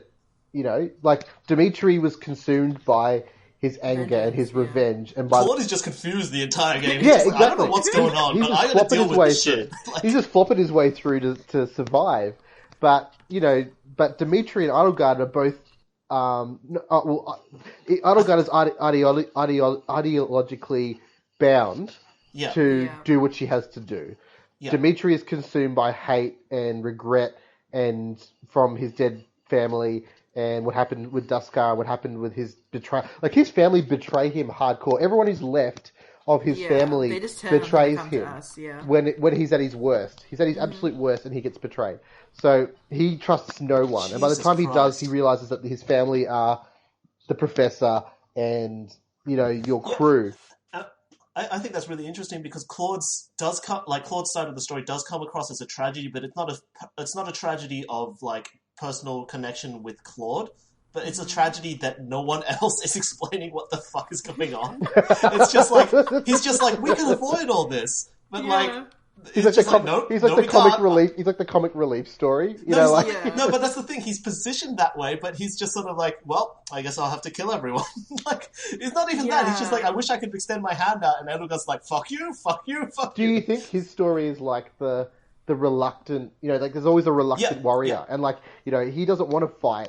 But if he doesn't, he will die, and he will just, that's exactly it. He's just sort of like, I want to hold this little piece of the country together, and in the process of like just history continuing onwards, of like other people making their moves against other people, and then obviously Byleth being there, like just stuff. He gets drawn into stuff, and the amount of peace that he has to hold together just becomes larger and larger until he's like, oh, I accidentally saved the day. Fuck. And you know what the worst part is? At the start of the game, it's really sad because.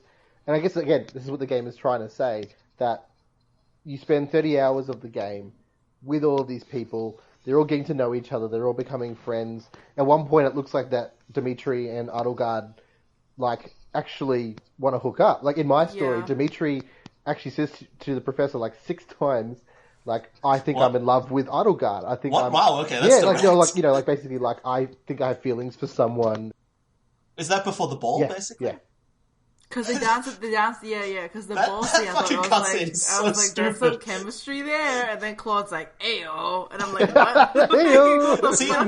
that cutscene makes a lot of sense from Claude's perspective, but I was like, if this is the same cutscene for Yeah, everyone else, we it's all gonna got look the same stupid. cutscene. We all That's got the real same dumb. cutscene, yeah. Because it's just like that face when you dance with randos instead of the professor or each other. Just, Yeah. just complete no-name NPCs. Just like, Yeah. okay. I thought that was interesting, because I thought what was really good about Final Fantasy VIII, and I have a lot of problems with that game. I love Final Fantasy VIII, I won't but go like, into the I won't- school setting is so great. I won't go into that cast, into this cast. Look, if everyone likes this cast, then maybe the three of us will talk about other RPGs, because trust me, I'm sure we could do that for days on end. But in Final Fantasy VIII, the ball, the seed ball, yeah, I love that. the That seed good ball is music, really good interesting music. because until that point, the romance feels kind of janky, and then the ball actually shows like that comic relief moment, and then also that kind of really sweet moment between Squall and Rihanna? Squall and Rhea, Renoa, whatever. Squall and Renoa, and it you generally understand, like, okay, this is what the relationship between them is, and it's not as cut and dry as it seems. It is a bit dorky and janky and Yeah, but mushy. it's a JRPG I saw Yeah, when exactly, I was 12. yeah, I was that's so happy with it. I found it interesting that the game had a similar moment, but broke it. They For didn't Fire really, Emblem? yeah, they didn't take that classic kind of almost high schooly JRPG moment and do anything with it. It just Yeah. kind of happened, and they made a big deal about it before it happened, and then just happened, and then Yeah, then that's it. everyone's talking about the ball for like a solid month, and then Yeah. it just goes, you go to the goddess Yeah. tower, and then nothing happens. You're like, okay. Yeah, and then then there's a battle, of course, because there has to be a battle. But like, Yeah. I don't even remember what that battle was. I thought this is probably the last. We've been talking for a really long time, and I Yeah, think this is probably the we last might point wrap that soon. the last point that I'll make is that I feel that both of the halves are very disjointed. So Yeah. they didn't know how to bridge the building of relationships. Oh, I see what you mean. I thought you meant Yeah. the time No, halves, but no, what I you get mean is that- like the school and the battle. 5 years And- is and good. 5 years is good because it allows a lot of backstory that doesn't need to be fleshed out to happen. Yeah. But what I found difficult was that, I think it's a year? Is it it's a year. The first part is a real That's why time it's like year. a year or 9 months or something. Yeah, like it's that. about a year and 9 months. So there's a solid year where these people build these relationships, and then the second half of the game just kind of takes those relationships and goes, like, oh well, Yeah. like you built this relationship with this, and you didn't recruit them, but Right. you're still friends with them, and then you murdered You them don't on have the a line battlefield. when you kill them or anything. Yeah, Like, Claude yeah, has a couple of lines here and there, but it's like, there's nothing between other. And the professor just there's a flat couple out here and murders there, but people. It's The professor flat out murders his students with no remorse or recourse. It's not discussed afterwards. There's a line when it happens, and Yeah. it's just done. That could have been done better. I know it's hard, and I feel like I know that the game was trying to tell the story of war is bad, and even though you have all these great relationships, when it gets down to it, people become if there's tribal. misunderstanding and it's gotten Yeah. to this level. People become tribal. They retreat to their tribes, and the reason you don't know any of the nuance, and the reason why you have to play through this game 3 times, which to Four be times. honest, 4 times. 4 times. times. Which, We haven't by done the church way- route. We by don't the know what's in way- church route, so we might be completely fucked. By the way, Yeah. Nintendo / Koei, making someone play 240 hours of a game to get the full story is fucking bullshit. Bullshit. I don't have 240 That's why we have to do hours. these spoiler casts, man. Yeah, that's Yeah. right. But I like this. I like that they really took that style and went, look, if you want to know everything about this game, you've got to pay 240 hours of it. That is ballsy. At least you don't have to buy it 3 times. Fuck. Oh god, Fucking yeah. fakes. Yeah, that's true. Imagine if each house was its own game. Fuck. No. Oh, I bet fucking you that was on a whiteboard somewhere. I Like bet you that was Fates on a and whiteboard. Conquest and shit. Jesus Christ. Can you imagine shelling out for all the different houses? Jesus. I'm just happy that I was like playing Birthright and I was like, this game's shit. I don't like it. I just didn't buy the other ones. Well, what's Yeah. interesting is that no matter what, we'll have to have a second cast after the DLC comes out, because that apparently this all the story DLC, because apparently there is going to be a quest DLC and then there's going to be a story DLC. One of them is going to add characters, apparently. I'm like, Yeah. how Oh, the what? fuck That's are you weird. gonna do that? That's Like, weird. The DLC sort of doesn't for take- gold and some shit. Like, The we're DLC gonna get a takes poetry place. girl. The DLC takes place in the world, but it doesn't take. It's not related directly to any of the current set of characters. I don't think. It's I think kind it's of a weird. side story. It's In the kind of same weird world. with the calendar system. Like, will it be a completely separate game or something? Yeah. I'm wondering if that story will fill in a lot of the gaps that seem to be, because at least in my story and just hearing you guys, I've got a bunch of questions. Well, I'm wondering if the church rat solves that sort of stuff. God, Ginny, do you have fucking- still questions about what's going on? I'm what just the like, fuck? honestly, like at this point, like I said, I just feel so strongly about what the church has done that I think if I picked the church route, I would just hate myself. Yeah, me But too. like, I'm really curious as to see what actually, like, how Rhea like justifies that shit, because like, unlike the other routes, I don't think she where, does. like- I don't think she does. She's pretty much just like, I wanted mom. Like, I really wanted mom. Like, I don't know. She founded a whole religion basically already Mom. before the game even started. Yeah, she's so it's just I like, wanna yeah, I'm bring just my gonna do mum shit. back by doing that shit. And I just found that really, really weird. But I am curious to see what happens because of, you know, just in terms of the Slytherin ones and how all that stuff plays out. Like, obviously it's going to lose that whole, like, the church is making everyone corrupt and, like, using crest to abuse people and stuff. That won't play at all into the church route. Yeah, So I'm wondering where that conflict well, gets created. I don't know, because maybe it still might. Because, like, it sounds to me like that would... Because you're like, on Rhea's side at that point. So maybe it's more about, like, more delving into why Rhea does all this stuff and why she allied with people and all this other stuff. Yeah, so I guess you're still fighting Edelgard, so it might just be like, this is what you need to do in wartime. It's like you need to use these technologies Yeah, so that who... would be I abhorrent to you. I'm wondering who becomes your, like, main lord, I guess. Like, do you get to deploy Rhea? Because she is she is a unit that fights and stuff, so... I think you can deploy Rhea, but you just can't do anything else with her. Like, you can't, like, support Rancor or anything. Yeah. But she does actually have a full A to S, C, B, A, S, like, ranking system Oh, pre-game. yeah, sorry, but you can't do any of the traditional stuff with her, like tea parties or whatever. Yeah, like, I you don't just know. have to... Well, it's just weird to have support or something. a route without a lord, I guess, is to me. Like, Yeah. that's Fire Emblem. You need a lord. You need to have fucking Roy Yeah. or just, Lynn or some bullshit. Because I know that with Church Route, they take away Hubert and Edelgard, and I'm like, fuck. Yes. Like, if you Yeah, don't they're know like that tanks. beforehand, and they're Yeah. like your strongest unit, you're like, well, I guess I'm ditched now. Like, everyone just builds Edelgard as a big tank, right? Yeah, I guess Yeah.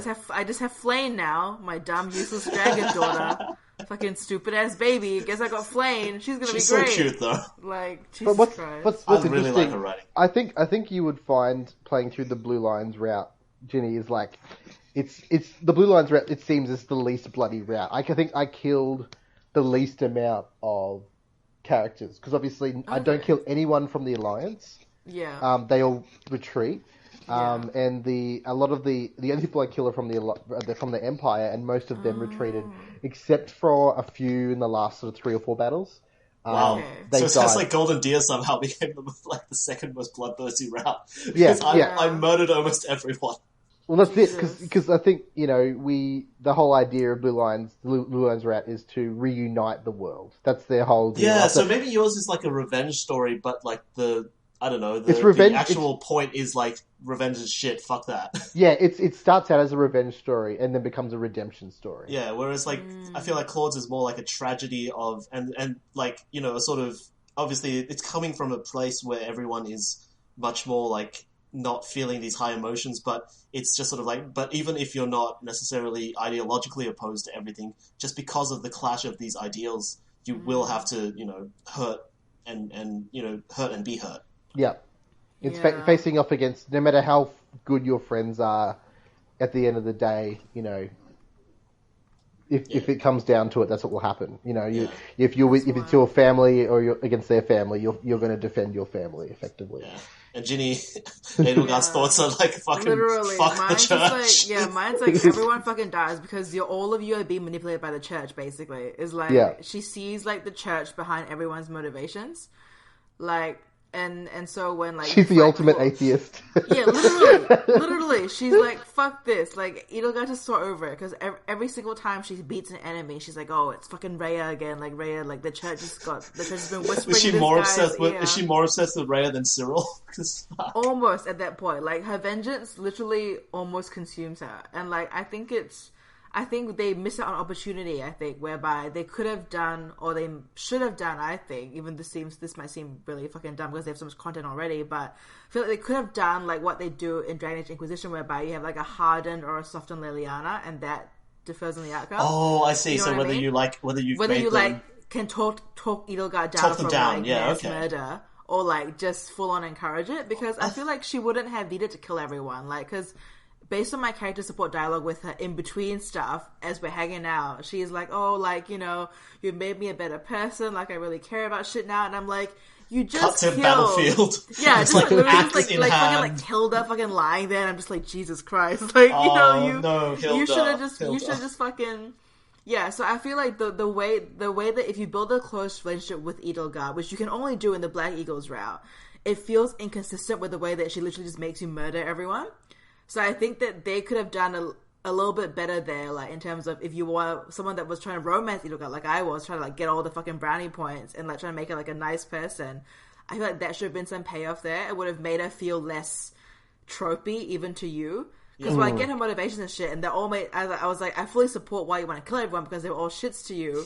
But also it's like, tonal whiplash, she's all like, oh, like, you know, you made me believe in hope again. 10 seconds later, everyone's just fucking dying, the world's on fire, she's like chopping heads off left, right, and center, and I'm like, what do you mean? You just said to me that you believe in hope and love again, and like goodness and shit. So she's like, yes, I do, but first we gotta kill this fucking child. Yeah, and I'm like, this tonal fucking dissonance, like, you know. Question, does anyone get cruise missiles dropped on them in any other route? No. Oh my god. It's you're so like, random. It is very random. You're the like, only one. We you're like the only one. We like take a really heartfelt fortress. I have to like, you know, kill like 2 people to do it, and it really sucks, but I do it. I take out the Death. Does the Death Knight turn up again for you guys? The Death Knight? Yeah. Yeah. Yeah, he helps. Oh, he helps? Well, he helps I kill him. Me. I used Mercedes to kill him randomly, and Mercedes is just like, yeah, I know your name, like, it's time for you to come home. I'm like, oh shit, I've totally missed a paralog, haven't I? Like, there's some shit there. I'm just like, what is happening? I think we're coming up on almost 2 hours. God, yeah, okay, I think we're gonna go. But I think I do remember that the first time, after the first battle where I killed someone, like a person I knew, and then I went and talked to the person who killed them. I went back into the monastery and talked to them, and they actually said, like, I can't believe I killed X. Yeah. Oh wow, like, that's cool. Yeah, it was like, it's like I didn't want to do it, and can you believe we used to be friends? And it was like, that did cut, and you know, if that had been more constant throughout, I think, yeah, something like that. It did a better job than earlier games. Yeah. Oh, way better. Like, this is honestly, I don't think I've seen something like this in video games at all before. Like something to this extent where. It's honestly a really ambitious, completely new development for the series in some ways. Yeah, and I think that's really cool. So. It's so ambitious I can forgive it. It's many like tiny failings. Yeah, I agree. Yeah, so I guess I think that's probably it for time. Like we've been going a long time and we've had a lot of revelations. But any final thoughts on the game, basically? Like, do you think you actually will dive into a New Game Plus? Yeah, I'm already in one now. Like, I'm already in a Blue Lions playthrough, so I think I'm gonna finish that. Like, I'm still just hit after the time skip, so I've just hit Dimitri nice. Being all like emo in church by himself, and I'm just like, okay. I'm just starting a Black Eagle playthrough, and I think I'll probably like this one's on hard, and I'm probably going to try and optimize as best as possible, and then I might shelve it for a little bit before I come back to. Blue Lions and the church route, I think. Yeah, there's one dialogue choice that you need to make at a certain time in the game. The game won't tell you this, but you need to be around at this time in the game to explore, to talk to Edelgard, or you will lose the chance to recruit to go to her side forever. It's like the whole month, though, right? Like, no, it's 2 weeks in the month. Oh, okay. Yeah. Well, great. So just keep an eye out. There's a bit in the early game where it's just like, if you go into this room, you're going to skip the entire month. I'm like, am I going to skip the entire month? It's like, yep, you skipped the month. I'm like, fuck. Motherfuckers weren't lying. Damn. Yeah, it's weird, but yeah, there's like a very small window whereby you need to go and find Edelgard. Otherwise, if you miss that chance, you can't choose to join her. Well, I mean, I talk with everyone anyway, so it's fine. Yeah. James? I think I know that you have much more responsibilities in your No, life no. than Look, I will admit I don't. I barely had enough time to put in the 60 hours. Usually for me, I'll stretch an RPG over months and months. I feel like once we've raced through the initial like zeitgeist part of it, and like now that we've done the spoiler cast, it's not like you need to be scared of spoilers anymore. So. Well, that's it. Yeah, and look, I think for me, I've enjoyed my time with the game, and I'll definitely play the story DLC when it comes out. But I don't think I will. It's just too long. It's just too long. Yeah, like if I had long. more time, I'd definitely be going back in it. I love the game. Yeah. But to be honest, look. It just doesn't fit reality. No, for well, you. look, and also we got Dragon Quest is coming Astral out. Chain's out in like 15 Astral days. Chain's out in 15 days. We've got September's a hell month for video games. Like Oh, it shit, really there's is. so much coming out. Yeah, but I think if you guys are going to be playing Dragon Quest, I think we might have to have another chat. I've Even if never it's just actually about the played a game. Dragon Quest, so it Oh. might be Sorry, cool. what? But no, I've never What? played a Dragon Quest. Patrick. I've played Dragon Quest Jokers. Oh my It's the God. only Dragon Quest I've ever played. Jesus Are you Christ. getting the definitive edition, Ginny? Yeah, I am. Yeah. Yep, awesome. All right, I reckon we have to chat about that one after that Yeah, one's I done think too. we should. Jesus Right. Christ, Pat, come on. Come on, Pat. Yeah. Maybe Swinbanks will play it. Oh my God. In fact, he is playing Builders too, so maybe he'll play a definitive edition. I don't know, but Oh, it's good though. It's come on. You liked your RPGs. I man. know. But I only like if I didn't expect Fire Emblem to be like you're gonna want to play this 4 times. So, Good Lord. although I am thinking that with animations off and like knowing like paths and stuff, I'm just gonna optimize the shit out of this run. Yeah, I'm and, curious to see how much time I can cut off. So Yeah, and like with all the paralogs and shit, like they're all the same pre-time skip anyway. Like Yeah, map yeah. wise and post paralog, Yeah. they're pretty similar. So just fucking do it. It'll be easy. All right. I think we're pretty much done. that's probably it. That's probably Yeah. it. So, Ginny, where can we find you on the interwebs? Okay, I'm on Twitter at Ginny Woos, and you can also find my stuff on Prima Games and Gamespot, where I write a lot about Fire Emblem and related video games. Nice. So, James? I'm at James Pinnell on Twitter, which is unsurprising. I primarily write about mobile games in a Aussie magazine called Techlifer, which you can pick up at your newsagents. Yay! Also hit me up if you've got questions about anything. I'll hit you up. Rad. And I am Patrick Lum at Jitor_AU on Twitter, and you can find most of my stuff on The Guardian. Cool. That's been this Fire Emblem spoilercast. I'm mad psyched to play this other routes, but like over a longer stretch of time now instead of just buttoning through shit. Oh, that last bit I was just like, okay, I gotta go. All right, thanks so much for talking. See you guys later. good. See you All right, around. bye, Catch you friends. Bye. guys. Bye.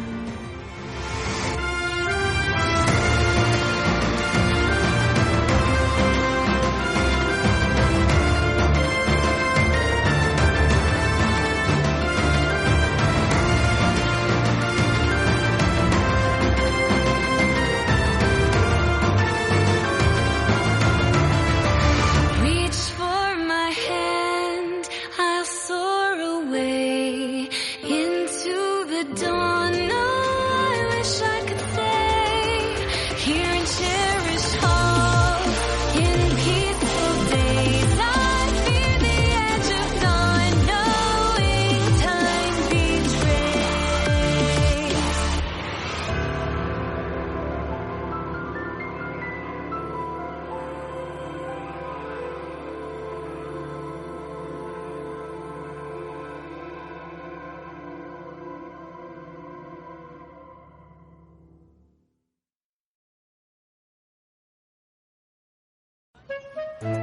Greetings, Professor!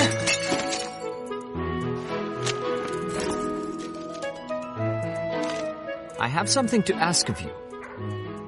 Flames got us trapped in the McDonald's play place. We are currently in the bubble facing the dining area. Do you see us waving at you? Please get us out. We haven't eaten our order yet.